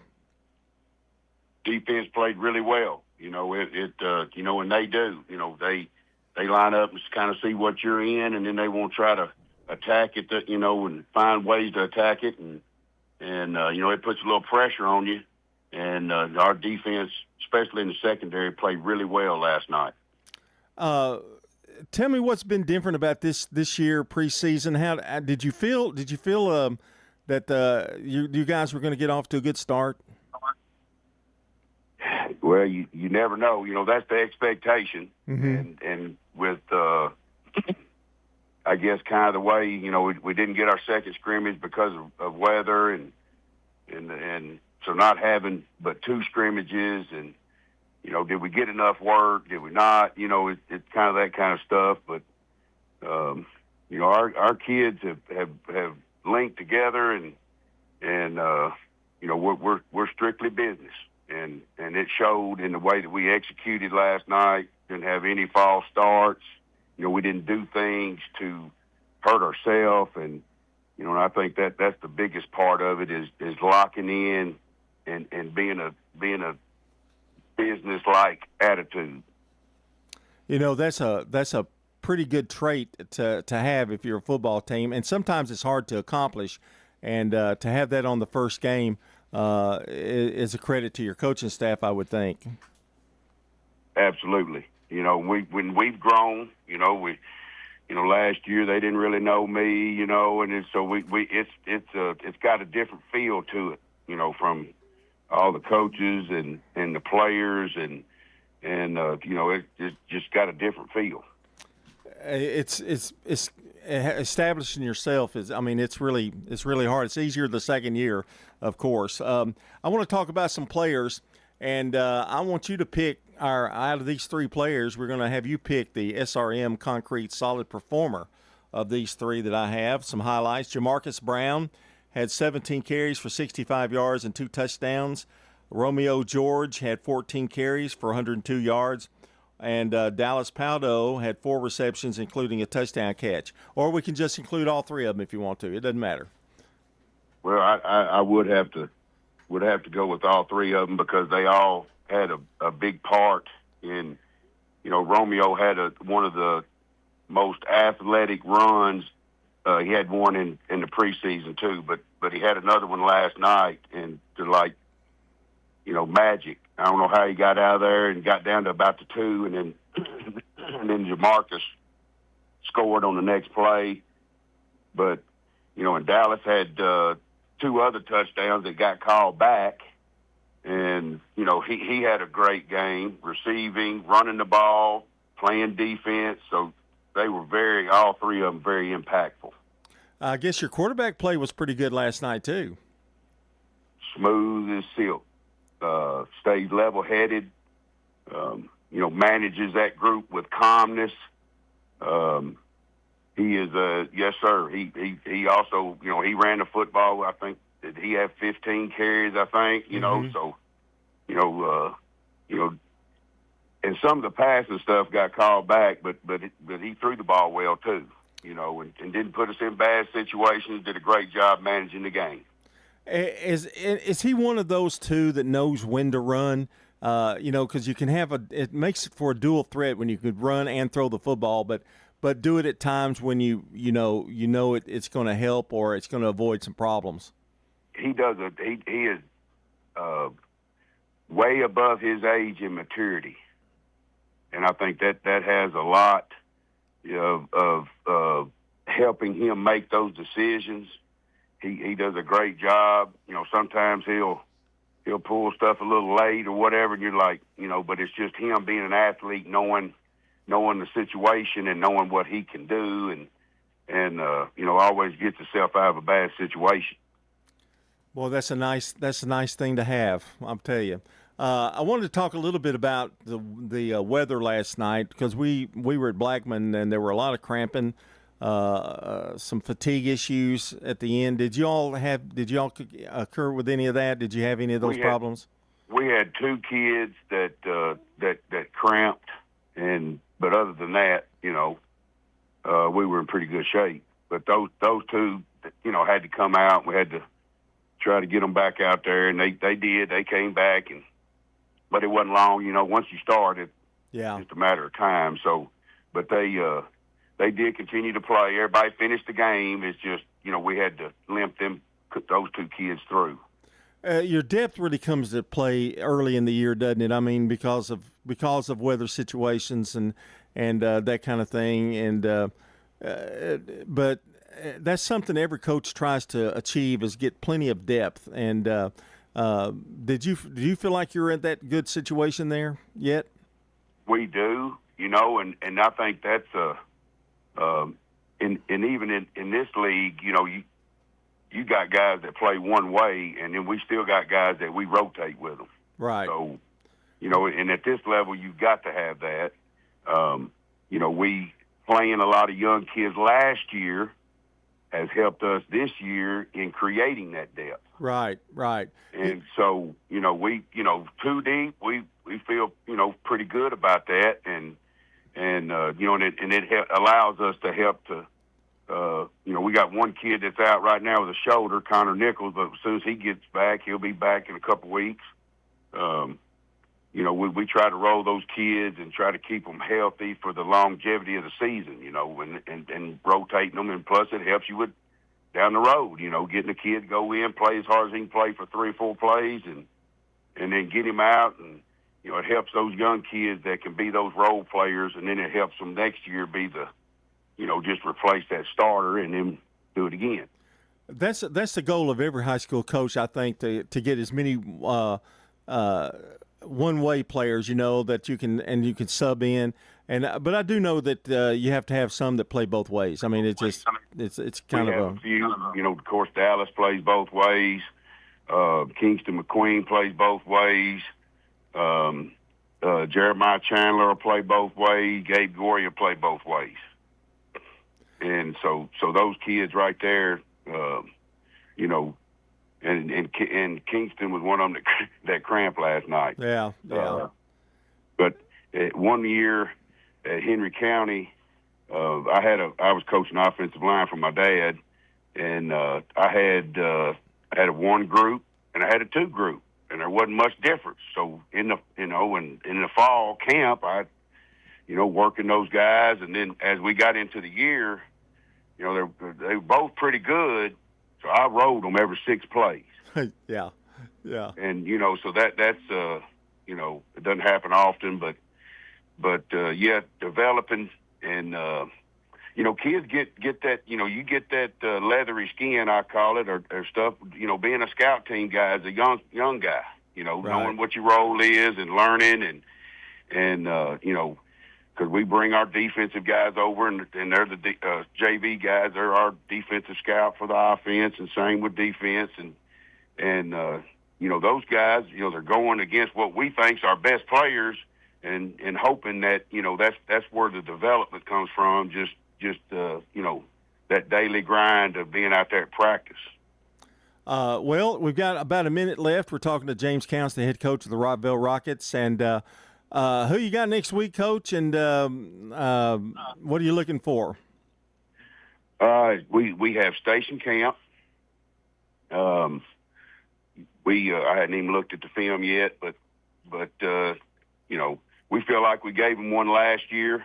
Mm-hmm. Just to be honest with you, and again, one of those situations where we couldn't get out of our own way, and just think that it won't be that way this year, and excited to be home and play at home this week, and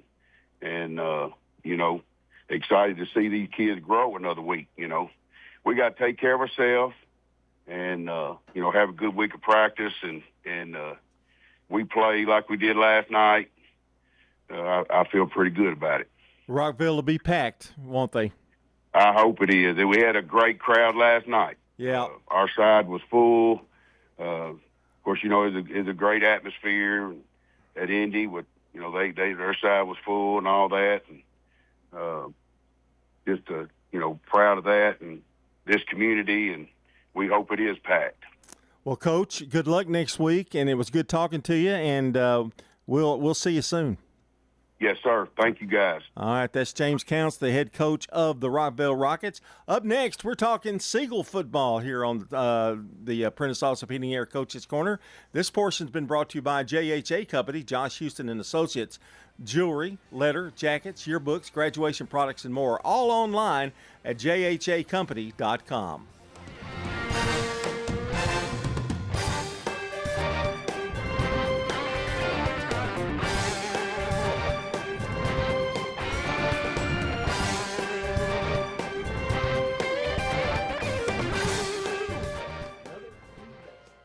When the weather turns bad, minutes, even seconds matter. This is an early heads up for southern Rutherford County. Rutherford Weather brings you live radar and expert meteorologist insight, giving you an early heads up when storms A threaten. lot of areas are going to see some impacts from this storm. From analysis to live camera views, we keep you informed before, during, and after the storm. I think the vast majority of the hail with this is going to be quarter to perhaps golf ball size. Rutherford Weather. Stay ahead of the storm.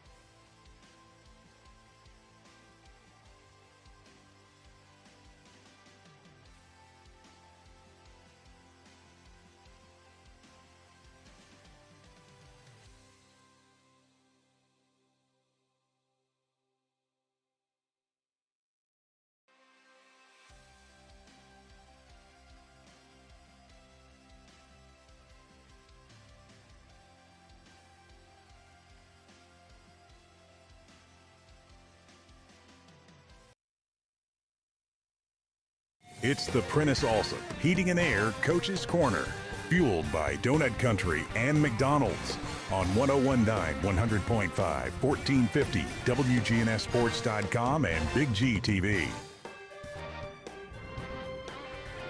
The Coaches Show is brought to you by Dr. Automotive, the cure of your car. Professional auto repair and maintenance from ASE certified mechanics and master mechanics. Check them out online at autorepairsmyrna.com. And we're back here on the Coaches Show. I'm Bill Hockenberry, now joined by Siegel head coach Adam Renshaw. Good morning, Coach. Good morning. All right, good to see you this morning, Coach. It was a tough one last night. Stars took a 42-14 loss to Cookeville to open the season. But hey, it's good to start the season, Coach. Get it rolling. Yeah, well, we would have preferred to start it better. We obviously didn't play very well, but you know, the good news is there's lots to work on. Yeah, and you know, it's last year. I know you went up there and you got a big win at Cookeville, and I'm sure that was part of Cookeville probably having a little motivation this year. Yeah, well, not sure about their motivation, but I do know they played really clean. Coach Hennigan did a great job. You know, I thought they game planned really well, and they were polished. You know, we were the week before in the Jamboree, we thought we played really clean, and you know, maybe we saved our mistakes for last night, I guess. Well, that's all. You know, you never know. First game coming out, you never know how kids are going to get out there when the lights turn on. But, you know, it's kind of good to get that behind you. Now you can build on some good things that you did going into week 2. No doubt. You know, and working on the film last night and this morning, I mean, there's just lots of things that, you know, the kids can get better and correct. And we got great kids. Man, they really took it personal. And, it hurt last night as it did the coaching staff. And so, it's just time to go to work. Yeah, and obviously, most years, you see the most growth between week 1 and week 2 and week 2 and week 3. So this is going to be a growth week, and I know your kids are going to do that. Yeah, well, I think, we challenged them to come out in the second half. We played a little cleaner and did a little better in the second half, but still just some fundamental football issues that I think we can clean up, but we got to challenge our kids. Our kids have to challenge themselves, and you're right. It's a big week for the Siegel Stars. Yeah, and I know you had a lot of seniors last year, and you had some new starters this year. How did you feel like they adjusted to varsity football and the speed of the game? Well, I think we had some issues defensively we hadn't had in the past, and. So hopefully some experience, some film, we'll see that. I think Cook will challenge us in some ways that maybe we hadn't seen in the preseason schematically, and I just think our kids need to see that. Offensively, too many holding penalties, some procedural penalties. Also, just a few things on the edge we have to get better at. But, at times our offensive line played really well.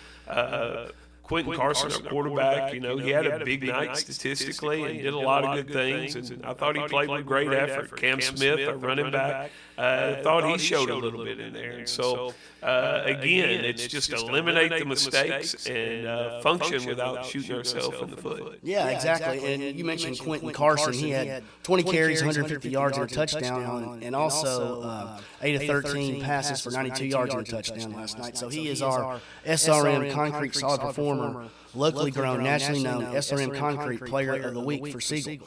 And talk a little bit about Quentin. I know you talked just a second about him, but his growth and how you feel like he's doing so far. Yeah, well, last night was 4 quarters of the game plan, him having to execute it. So I think there was some growth last night. I think he saw, oh, wait, this is what this is going to look like. And I thought he responded well in the second half, and he fought hard all night, as did all of our kids. All of our kids fought hard. We just got to eliminate. We had 4 turnovers. We've got to eliminate those. Over 100 yards in penalties. We've got to eliminate those. And so, and honestly, those are things that can make a game look bad when a team is pretty good, and so we got to fix them. But the good thing is it happened week 1, so you can fix it and hopefully adjust. And you hadn't even started region play yet, so we got plenty of time before that all starts. Oh yeah. Well, I don't know about plenty of time. Feels like the clock is ticking on me. I know what you mean. Yeah, but you're exactly right. The idea that this ain't nothing that we can't fix in practice. It's just time to go to work. Yeah, and talking about, I talked to some other coaches this morning about the heat, and I know that's played a factor the last couple of weeks. How did you feel like your team held up conditioning-wise? And, you had some heat days where you couldn't maybe get outside as much as you wanted to. Yeah, well, I think the biggest issue was, we needed to play 4 quarters. There's a couple of kids that are playing a lot of football for us on both sides of the ball. And I don't think Quentin had ran the ball that much in any scenario. So there were going to be some cramps last night. It was humid. We had a few issues, as did Cookville. But, it's kind of that time of year. You got to shock your nervous systems and get them game ready. So what are you going to do? What are you going to do this week to try to get ready for week 2? I know you're going to watch some film and sit down, but I know there were a lot of positives too out there for week 1. Oh well, Lebanon's a good football team, and a good football program. Coach Gentry, he's one of the best in the business over there, and so I think. We obviously got a work cut out for us. I know they've had a few injury issues, and we have too. We've got a couple of guys that we need to get in the game, and hopefully they're close to coming back. But, really more the same. I think the kids need to see the applicability of our drills and how we prepare to play football and just grow up a little bit. And the coaching staff, we have to grow with our kids. We have to get our kids in a good situation to execute. Who were some of your kids, coach, that stepped up last night when it got a little tough? Some vocal kids, maybe that some of your leaders on the team. Yeah. Well, we saw. I thought Princeton away foe. Played really well. Watched him. He had several pancakes and played well. Of course, we expect that. Sometimes he's a quiet kid and he don't say very much. But last night, he was leading, he was talking, and I think it's pretty cool to see that kid growing up and finding his voice. There are some others defensively up front. I thought we played pretty good. Cliff Dowell made a few plays. Our defensive front is okay, and our center Ryan Bradley, he responded positively. We've challenged him in the last couple of weeks, and he responded positively last night. And came in and gave some solid effort up front. How about your special teams last night? How did you feel like they performed overall? Well, up and down. We met with new kicker, and number one, Jackson High played really well. New kicker, the lights were on, and he was getting it done. He had a couple of really good punts. The opening kickoff, it was not supposed to be an onside kick, and it was something different there. But so we didn't execute that very well. I believe there was one punt, but honestly, the punt team played really well last night and gave us a couple situations. That can be a weapon for our football team. Well, that's good to know. So I know it's tough to have that last night. But what are you and your staff going to do too this week to try to kind of get to the positive and relay some of that stuff to your team? Yeah, well, our job is to develop quality men, and so. When things don't go well, a quality man goes back to work. And, it's tough. Football is an emotional game. And that's why we love it. That's why, you see these stories of people having broken TVs every weekend, from watching college football and things like that. But, imagine being in the game. It is. These kids have worked so hard. And, I really am so proud of our team. I really do think this team has worked as hard as any team I've ever had in the preseason. And so it can be emotional when that don't go well. And so these young men, they have to pull themselves up. And coaching staff, we have to find that line of being encouraging, but at the same time being demanding and get them where they need to be. And we have no doubt you're going to do that. We've seen it from your teams in the past. And, one thing I wanted to ask you about this morning, week one, longtime athletic director Greg White, now the county athletic director, and just so really proud for him to get that. And kind of, I know you working for him and all that, kind of talk a little bit about what that means to you and all the Siegel people and the people in the county. And then also Brian Turner coming in to be your new athletic director. Of course, Greg and I are really close. I think the world of him. He's mentored me a lot in my time here. Been a big brother to me, and so I can't say enough about Greg, and I can't say enough about that hire. I think Greg's going to do a fabulous job. Already is, and love him like a brother. And but Coach Turner has came in. He is working extremely hard. It's tough. I think being an athletic director at the high school level now is sometimes a thankless job. People don't realize how much they are doing now and how much responsibility they have, how much athletics has grown over the last 10 years in Rutherford County. And so Coach Turner's doing a great job. Talking with him last night after the game, he was so encouraging to me. And, we're in a good place at Siegel with Mr. Wayne coming in, and Mr. Coach Turner's going to do a great job. And so I just wish I'd done a better job for them last night, to be honest. Well, you can do all you can do. You just you can't put yourself on the field.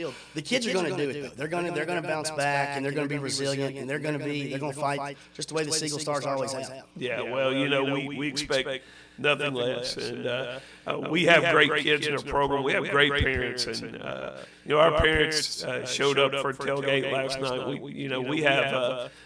We have awesome support at Siegel. Siegel's a great place to be. And it's a great Friday night to watch a football game, and not just the football, the band, the dance team, all the people around. It's a packed house, and it's always fun to be at a Siegel game on Friday night. Yeah, and we got our new scoreboard's going to be up next week. We ran into a few snags this past week, but we're excited. Hopefully our big Jumbotron will be up and rolling next week. Well, that's awesome, Coach, and good luck next week as you battle Lebanon. good luck next week, and know Stars will get back in the win column soon. Yes, sir. Thank you very much. All right, Coach. The Coaches Show is brought to you by Middle Tennessee Electric, serving our community by providing affordable, reliable, and safe electricity. Online at mte.com.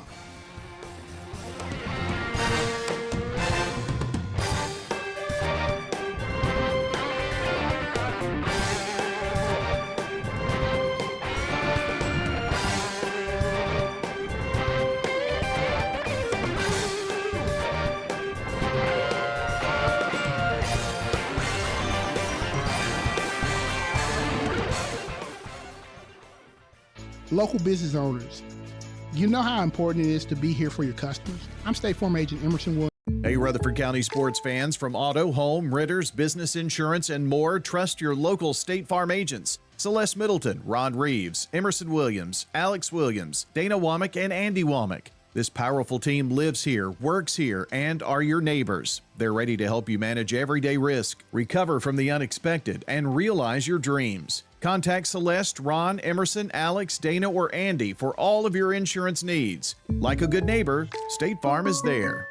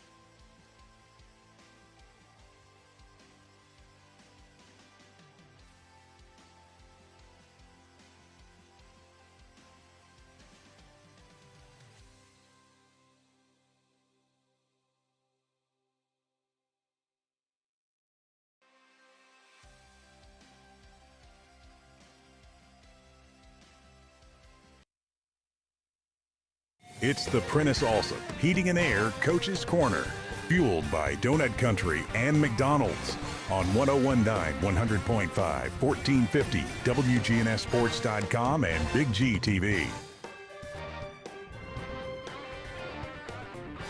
The Coaches Show is brought to you by Sir Pizza, whose 3 Murfreesboro locations offer a huge selection of mouth-watering pizzas, sandwiches, pastas, and wings. Order your favorite pizza online at sirpizza.com. And we're back here on the Coaches Show. I'm Bill Hockenberry, now joined by Eagle head coach Floyd Walker. Good morning, Coach. What's happening, Bill, man? Good to see you again. Good to see you, too. I know it was a good opportunity for your guys last night. It was a tough one, 24-9 loss to PCA, but it was good to get the season started playing at MTSU last night. It was good to kick it off. It was a great atmosphere. I appreciate all the Eagle fans coming out to support our young men. And it, like you said, it was a great venue for our kids to have an opportunity to play. Yeah, and it's it's not often you get to start the season in a college environment like that, and I know that's real exciting for the kids to get to start the season there. It was because most of them, like you said, are never going to get an opportunity to do that. So this is going to be something that they can carry with them, for the rest of their lives, and they'll be able to talk to their kids and tell them that hey. When I was in high school, we played over here, once or twice, and it's something that they can put in their memory banks forever.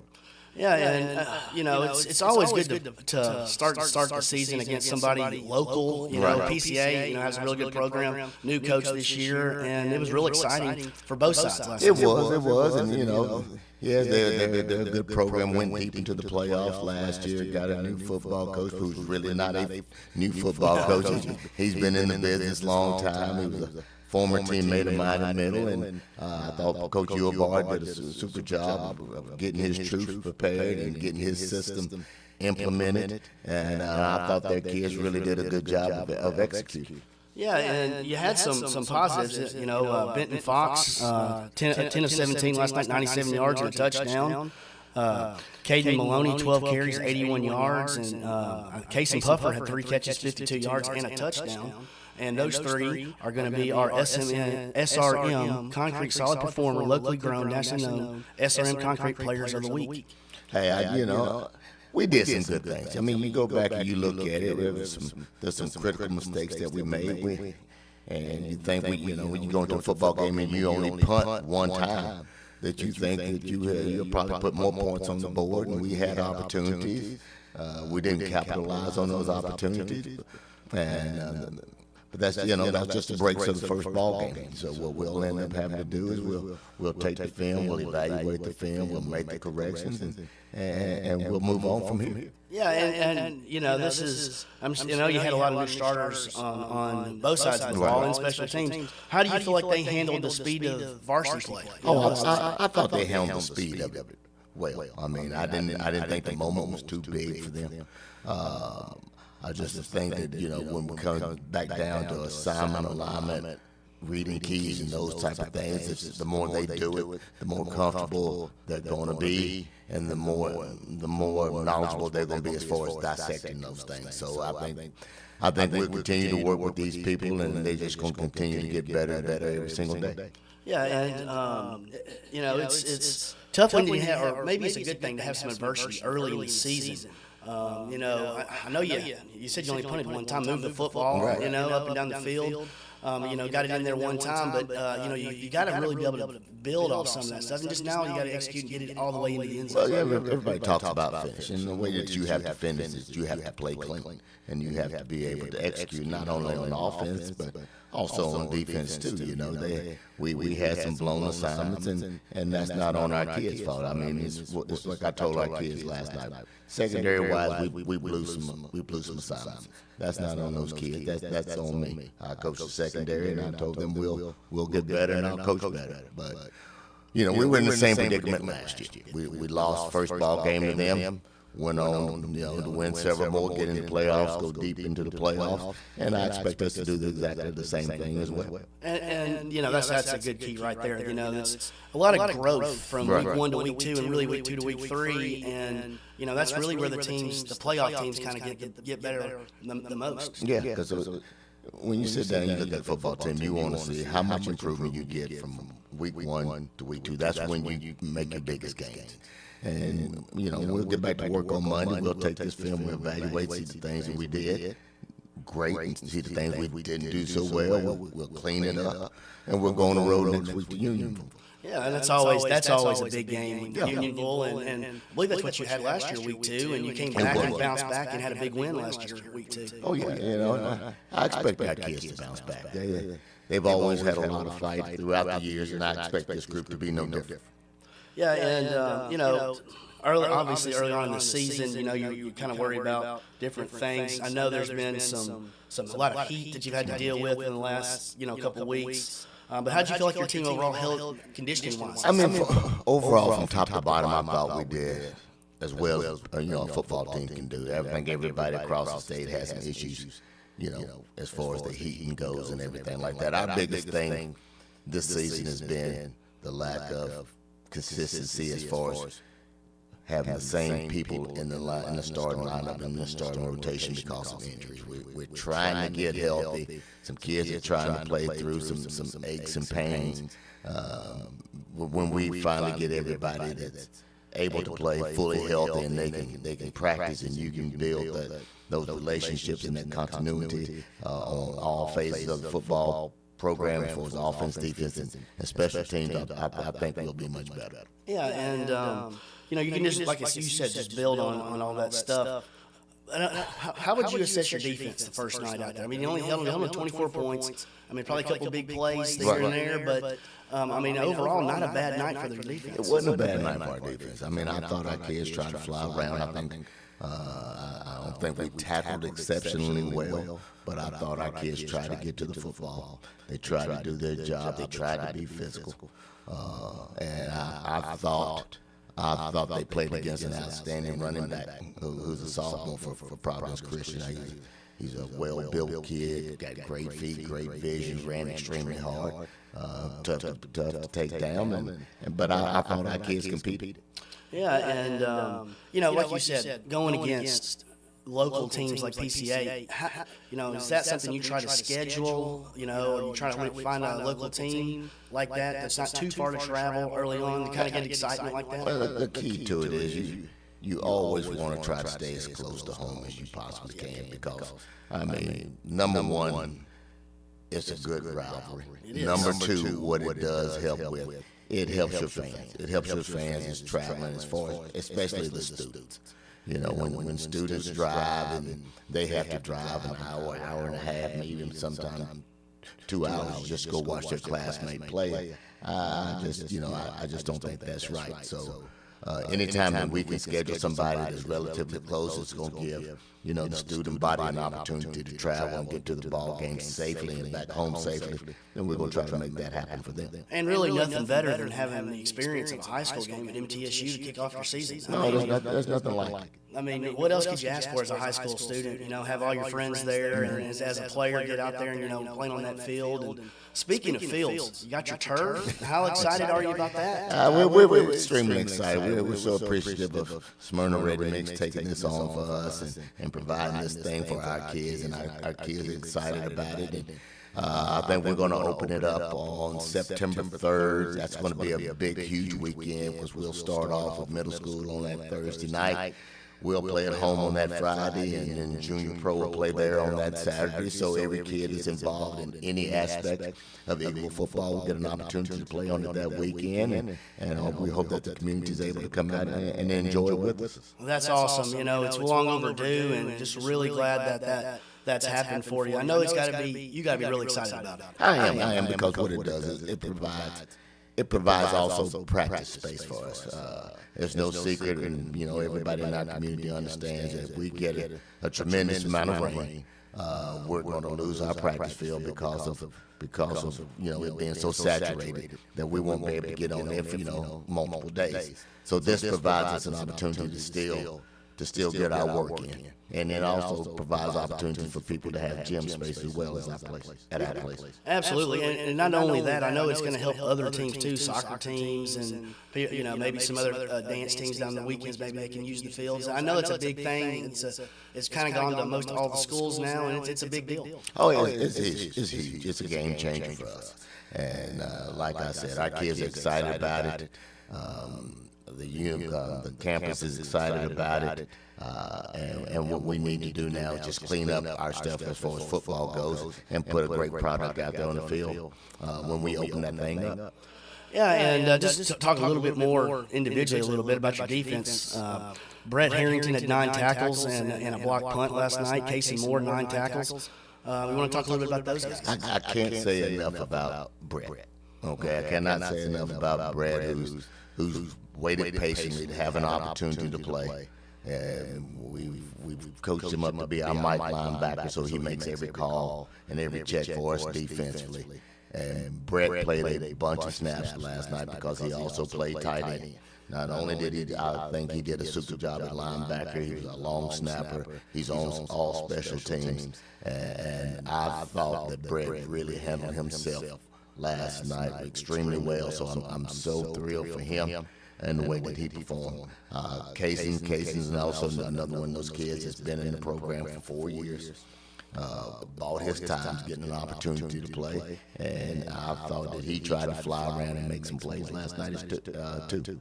That's awesome, and like you said, it's just nice getting back out there in week 1 and Obviously, you can't wait to see the growth, and I know you got to be excited. What are you looking forward to getting back in the practice field this week? Just getting the group back together. We got to get this bad taste out of our mouth. That's the number one thing. We've got to, reflect on what happened last night. We got to let it go and move on and see how quickly we can get that done. Yeah, and you got to turn the page quickly, and it's always good to play community, and I know it's a big rivalry game. I believe that's on the road next week. It's on the road. We'll hop on the bus. We'll travel about 15, 20 minutes down the road to Unionville. It'll be a familiar trip for us. I'm sure all of our kids know most of their kids, so it'll be another opportunity for us to take the field and see what we can accomplish. But the big thing we got to do is just make sure we take care of ourselves. Yeah, and it's going to be exciting next week at Community.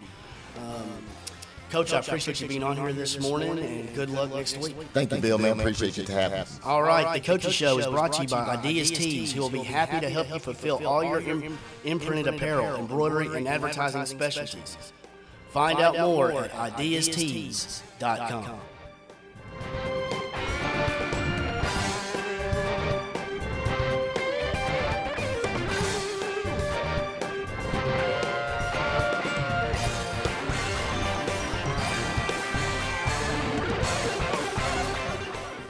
With all the financial headlines, are you wondering if your retirement savings will last?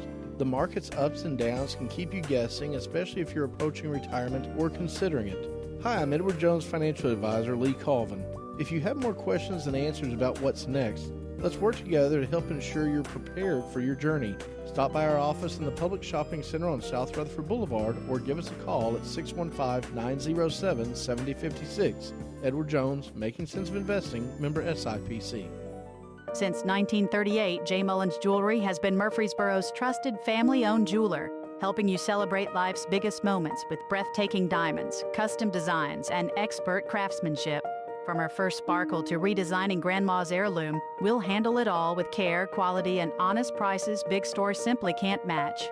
Expert repairs, one-of-a-kind creations, and service that feels like home at J. Mullins Jewelry, 1640 Memorial Boulevard in Murfreesboro, and mullinsjewelry.com. Rely on the experienced professionals at Prentice Allsup Heating and Air. Whether it's the blazing heat of summer or the bitter cold of winter, let the Rheem Pro professionals at Prentice Allsup Heating and Air Conditioning on West College Street keep your home or business comfortable year-round. We service all major brands and in most cases offer same-day service. Call us today at 615-890-1311. Prentice Allsup Heating and Air, your Rheem Pro partner heating and cooling contractor on West College Street, just under the Thompson Lane overpass. Hello, sports fans. This is Ben Caudill. As a former football coach of 13 years, I understand deeply the responsibility that comes with leading young men. I'm still coaching and educating our community on choosing the right insurance for your business, home, auto, and life coverage. A local and independent insurance agency with access to multiple carriers, we work to provide you with the most competitive rate. To get a quote, call 615-439-3103 and ask for Ben. Capstone National Insurance Group, insurance that knows your name. Since 1938, J. Mullins Jewelry has been Murfreesboro's trusted family-owned jeweler, helping you celebrate life's biggest moments with breathtaking diamonds, custom designs, and expert craftsmanship. From our first sparkle to redesigning Grandma's heirloom, we'll handle it all with care, quality, and honest prices big stores simply can't match. Expert repairs, one-of-a-kind creations, and service that feels like home at J. Mullins Jewelry, 1640 Memorial Boulevard in Murfreesboro, and mullinsjewelry.com. Craig's Tax Service. We perform tax preparation, individual tax returns, corporations, partnerships, and all your payroll bookkeeping needs. Brett Craig with Craig's Tax Service. Craig's Tax Service is located just off Memorial on Heritage Park Drive. You can contact us at 890-2233. It makes sense to get help with your taxes. Call 890-2233 for an appointment. We are proud to support all Rutherford County student athletes. Craig's Tax Service, 890-2233. It's time to talk about Middle Tennessee Christian School sports. It's MTCS Cougar Corner, presented by Tennessee Orthopedic Alliance. Each week we sit down with the coaches to recap the latest games and preview what's ahead. It's time to talk about the orange and white. on MTCS Cougar Corner, right here on WGNS and Big G TV. Stay tuned, the show is coming up right after this message from our sponsors. Middle Tennessee Christian School, training for eternity. People love to see us on the schedule when they have a home game because our fans show up. MTCS President Matt Tiller. The way we travel is just phenomenal. Our parents and our community are fully engaged in our school. When we compete, we're trying to do it in a way that honors God. We want to win. We also want to do it in a way that pleases Him. Providing Christian values and academic excellence in a nurturing environment. That's Middle Tennessee Christian School. Invest in the future of your child. Find out more at mtcscougars.org. Dr. Russell McKissick of Tennessee Orthopedic Alliance talks about the grassroots effort in our local schools to ensure proper care for players. To make sure our teams are covered here locally, be there for our trainers. Yeah, it's a passion that we have to try to take care of our athletes here in town and be there just to keep everybody playing as healthy and as best they can. From a community standpoint, one of the most important things you do at TOA, I'd guess. I think it's definitely a way to pay back to our community, just to be there for them and watch some great sports too. Tennessee Orthopedic Alliance, TOA, live your best life. Middle Tennessee Christian School, training for eternity. We're going to be an educational institution that teach Bible every day. Every subject we teach, we're going to teach through a biblical perspective. In every aspect of our school, we're going to do it through a Christian perspective. MTCS President Matt Tiller. That also means that everything we do, we have to be excellent. We feel like Christ calls us to excellence. And so that means we have to be excellent academically. That means we have to be excellent athletically, because that's what God calls us to. It's a great place to be. Invest in your child's future in an environment that fosters Christ-centered values. To find out more, visit mtcscougars.org. We're back for MTCS Cougar Corner, presented by Tennessee Orthopedic Alliance and fueled by Donut Country and McDonald's on 101.9, 100.5, 1450, wgnssports.com, and Big G TV. All right, we're back here with Cougars head coach Christian Peterson. The Cougars with the big 47-12 win last night at Ezel Harding. Good morning, Coach, and big win last night for you. Yeah, good morning. Proud of our guys. Week one, you never really know what to expect when you go out there. I thought we'd had some good scrimmages and some good practices, but until those lights turn on and the scoreboard's on, you're never really sure. But I thought we came out and we played really physical, which is what I always want our calling card to be. I want to be the most physical team on the field, and I think we were last night. And again, I thought both sides of the ball executed well, and obviously some things to clean up, but I feel good about where we're at right now. Yeah, and you're watching your team last year, y'all were pretty young, and now they're getting to be upperclassmen, a little bit of age, a little bit, another year in the weight room, and that's got to be exciting to come out and start like that. Yeah, we said it, 2 years ago especially, that we had a really, really good JV team that was playing a varsity schedule.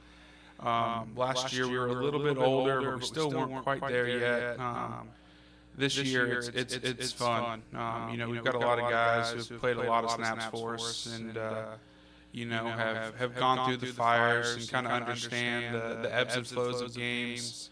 Like last night, I was proud to see us go out and finish the game. Right? I think last year we would have gone into halftime and thrown in first gear and just try and get through it. Whereas I think we came out in the second half and wanted to get to a running clock and wanted to go finish the game. And, those are the maturity steps that we've been able to take so far that I'm excited about. Yeah, and that's part of the maturity of next year, growing like that. And I know you had some new kids that played varsity for the first time last night. How do you feel like they adjusted to the speed? Yeah, obviously the biggest one, standing at 6'6", is Elijah Carter. Basketball kid. I thought he did some good things, especially first time for him, being under the lights, being on a Friday night. I was proud of how he played, and I bet that's going to be the worst game he plays all year. Right? He's just going to keep getting better. Judah Jansen came over to us from Lancaster, 8-man football. Thought he was really physical. He played really, really well at the corner spot. He had 10 tackles and interception, was physical, and so, and he's not the only one. Logan Johnson came over to us. He's a sophomore. He had a pick in the game last night. And then you have the Cooper Ewell, who, he stepped up. You know, he's a sophomore now, and so he had a monster game running the football for us. You know, and then you have the kind of the stalwarts, right? Like the Ollie Binger had a really big night. I thought up front, which is what we really kind of felt was going to be a strength of this team. We had all 5 coming back that had played a lot of football, and I thought they were physical and moved the line of scrimmage all night. I thought D-line were big up front, and I thought they were physical all night. And, you know, that makes it easy on the linebackers. You know, they get to run around and go make tackles. They don't have to necessarily worry about the O-line getting up on them. And then, again, I thought our defensive backs were very physical. It's probably one of the most physical group of defensive backs I've been able to coach, and I'm excited to watch them progress and keep getting better. Yeah, and you mentioned a lot of guys right there, but Ali Bangira had 13 carries, 143 yards, 3 touchdowns, and he is our SRM Concrete Solid Performer, locally grown, nationally known SRM Concrete Player of the Week for the Cougars. And you know, talking about you know, the first week, you know, you have to deal with the heat, you have to deal with different things. I know I was talking to one of your assistants that you got your jamboree a week before got canceled, and you tried to stay. I know you probably stayed around until 9 o'clock trying to get it where it was going to make it happen, but it just didn't happen. But I believe, didn't y'all get a scrimmage the next, like Monday or something like that? And I think that helps you. Yeah. So we had our first week. We had our scrimmage that first week, and we were able to play that one on Friday. The second week, it gets lightly delayed, and then, you know, you start realizing it's scrimmage, like it's 8:30. Like let's go home. Let's try and reset this thing on Monday. So we were able to, you know, and shout out to our school again for being so accommodating, right? Like it's not always easy when you get, you know, a school like Cascade is going to bring a lot of people. We were able to get that set up and be able to play on a Monday, and it was good for us. You know, we were supposed to play in a jamboree, and then that one didn't happen. And after last year, having to try and find games all the time, like when that one folded, I was like, I'm good. Like I'm not in the mood to do this. And so we ended up having like our media day event, which the kids love, and I think more importantly the young ones love it. Our elementary kids and things like that. And we try and set it up very similar to a college atmosphere. Like we have tables set up. You know, we introduce each player. We blow up the helmet, and so they come out one by one, and then we kind of go through the whole spiel. And then afterwards we have like orange shirts that the players can sign. So elementary kids love going up and having all the players sign it and all those things. And so it was a cool event, and you know, it really kind of worked out for us to do it on that Friday. And so again, I think that's important. You know, the majority of our kids have been in TCS for at the minimum 4 years of high school. A lot of them are going to come up from, you know, 5 years old, and they're going to play. And you know, it's important that our kids get to see how excited they are.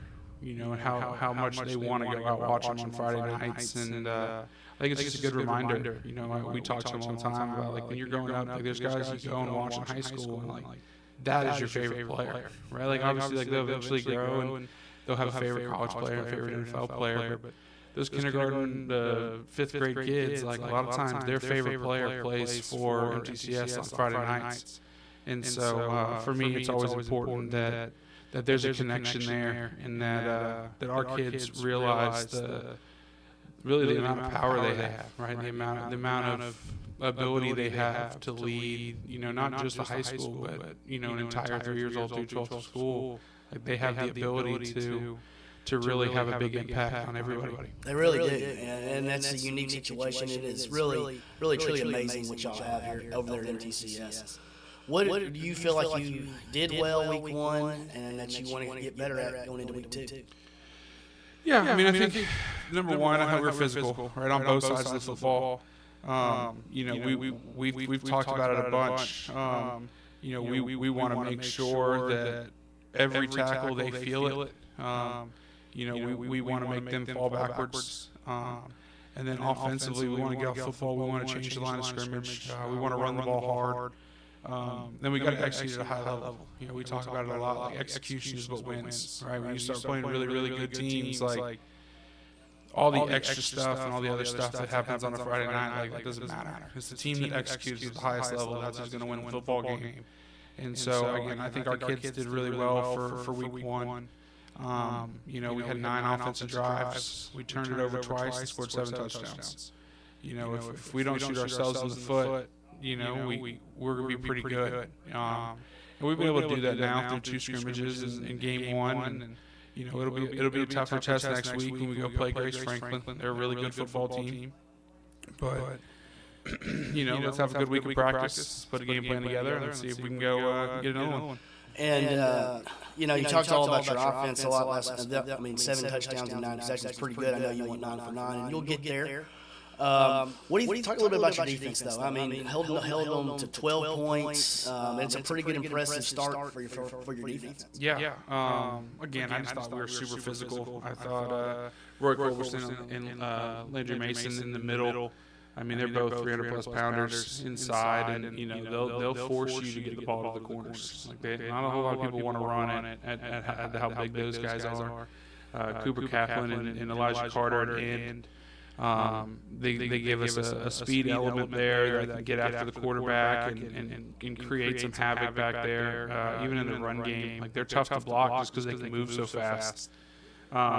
Thought our linebackers, everyone that went into the game played well. You know, Cooper Jones has kind of been the face of that group now for a little while, but I mean, he had, I think it was like 7 or 8 tackles. But I thought Matrix Miller played really well. I thought Will Odom played well. I thought Don Davis played well. I thought Riley Brown played well. You know, we ask a lot of our linebackers. You know, we have a lot of different checks and stuff, and most of them affect them.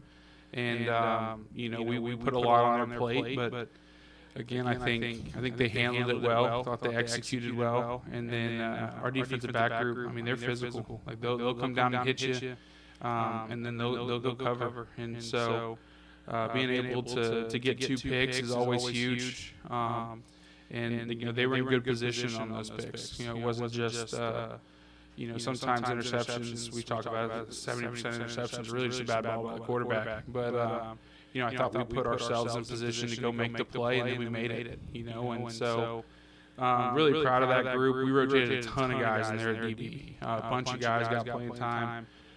Judah Jansen, Knox Carden, P.J. Milan, a freshman, he got to play quite a bit. Ali Cooper, Trey Yule, you got Logan Johnson, Zay Barr got in. I mean, we rotated a ton back there. We have more defensive back bodies than I think we've ever had, and like we feel good about all of them going in and playing. And that's awesome. Having that many guys to be able to put in there and rotate in. Do you feel like you got more depth this year than you had in the past? For sure. I think everywhere but up front. Right up front, we have our starting group. You know, on both sides of the ball, and you know, we're able to start them on one side of the ball, which is nice. But everywhere else, I feel like our depth is the best it's been since I've been here.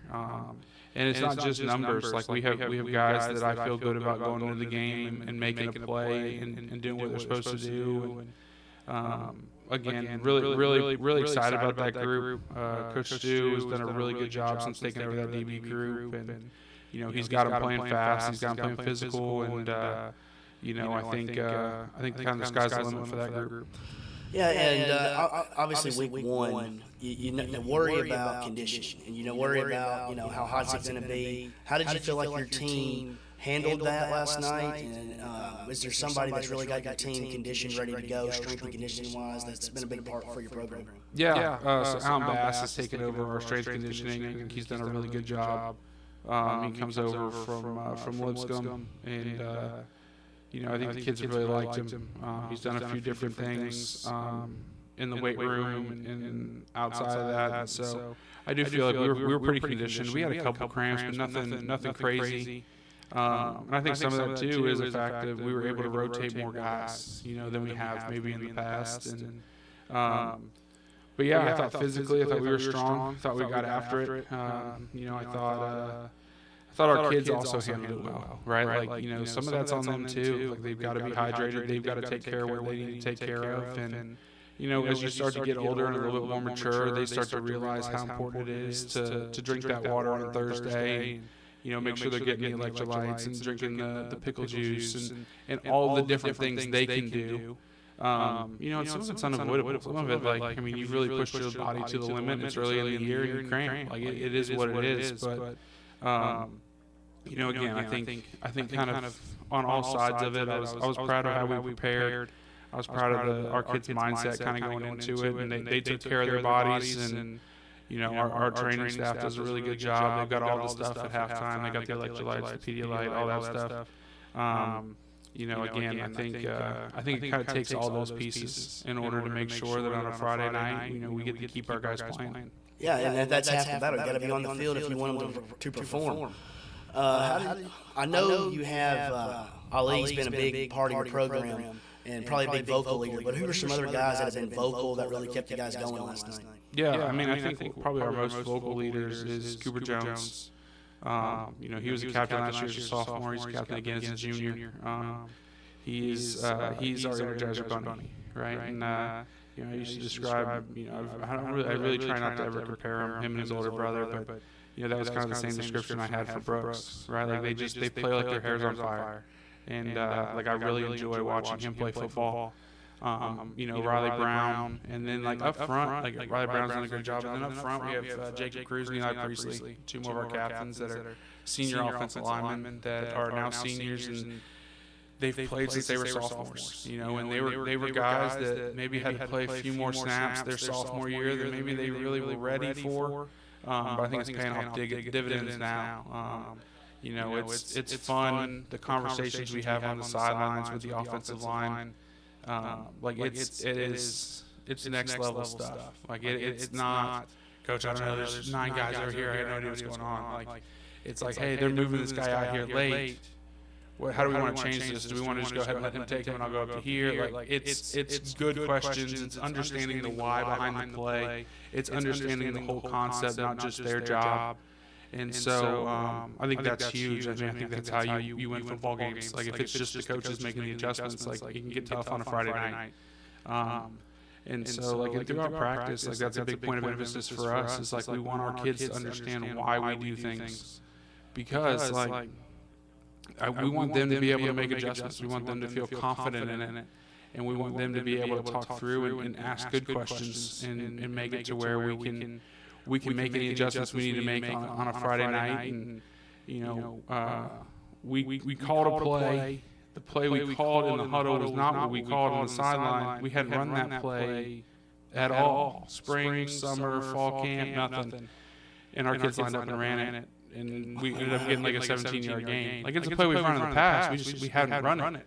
And it was just a miscommunication from sideline to huddle, and it's one word different, but but we had not blocked it that way yet. And again, we executed at a high level, get a first down on it, and but that's again that kind of talks to the next level of our kids. They understand this tag means this, so we can let's just do it. We know what the tag means. We just haven't done it with that play before, and. Again, that's where having an older team that's been through the fires, there's no panic. It's just all right, cool. This is what we're doing. Let's run it. And again, really proud of our guys. Knox Carden ripped off a couple big runs for us last night. I thought he did really well.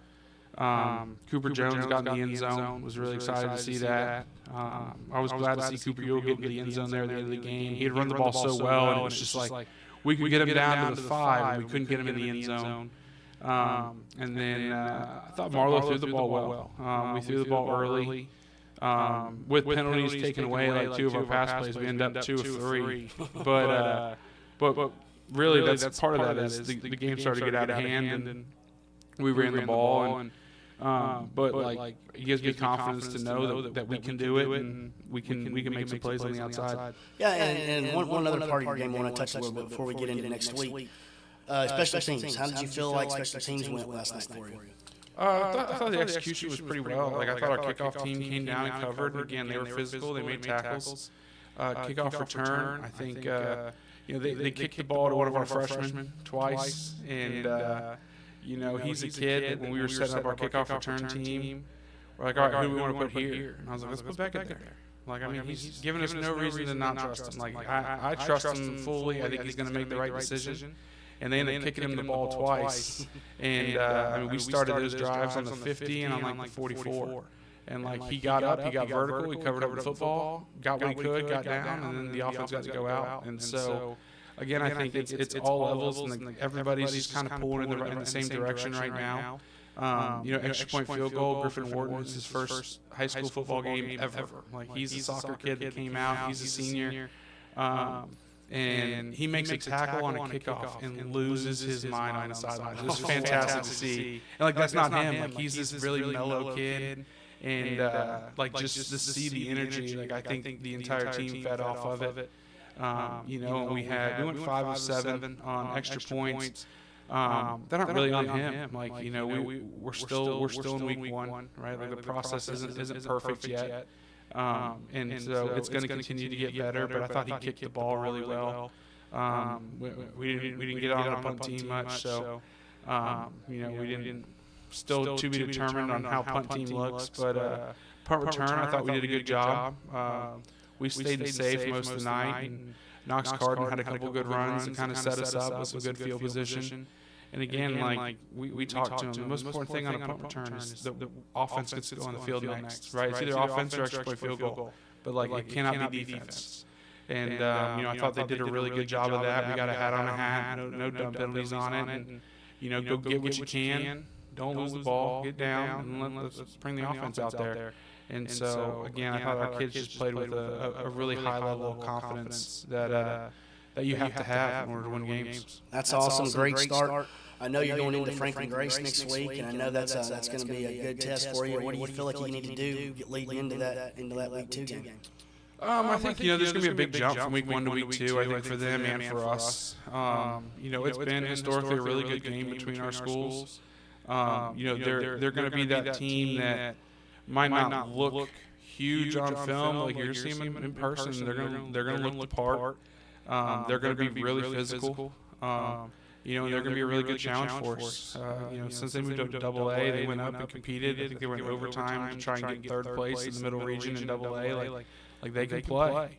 And I think I watched a little bit of their film. We got it this morning, and their quarterback can sling it. He'll put the ball in spots. Like, it's going to be tough on our DBs and our linebackers. We've got to be on it, and we've got to be able to create some pressure on them. And then offensively, we've got to keep doing what we've done.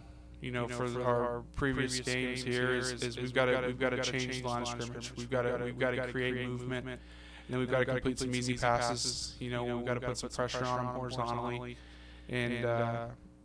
But yeah, I think it's going to be a really good challenge, really good game for us, and it's a tough place to play. You go down to Grace Franklin, and their kids get really behind their program. Like, they're loud, they're in it all game. We're going to bring a ton of people. We always do. And so, when our two teams play each other, it's a really good high school football environment, and definitely look forward to it. It's going to be another great week. That's always a fun game against Franklin Grace. Congratulations on the win, Coach, and good luck next week. Thanks, buddy. I appreciate it. All right, that's MTCS head coach Christian Peterson, and we'll be right back.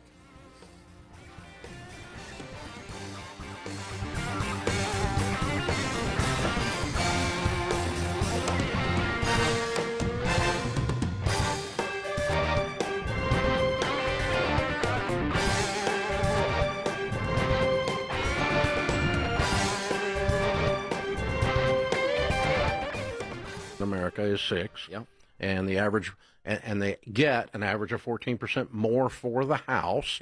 So you didn't save the commission. No, here's the thing: I can change the oil on my Mercedes too, but it would cost me more in spilling on the driveway and getting it on my clothes than it would be getting it done with Jiffy Lube. Yes. So it's better. Let's add to that question too, because I had this call the other day. I'll tell you about.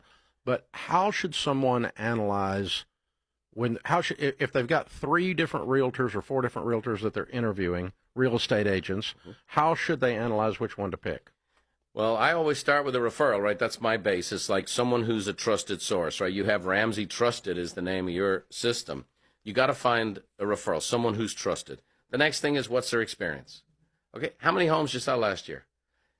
Here's this will stagger you. This is mind blowing. Okay, 64% of all real estate agents have not sold a home this year. Now, that is not who you want to be working with. And this used to be an 80-20 business. It's become a 85-15. It's heading to a 90-10 business.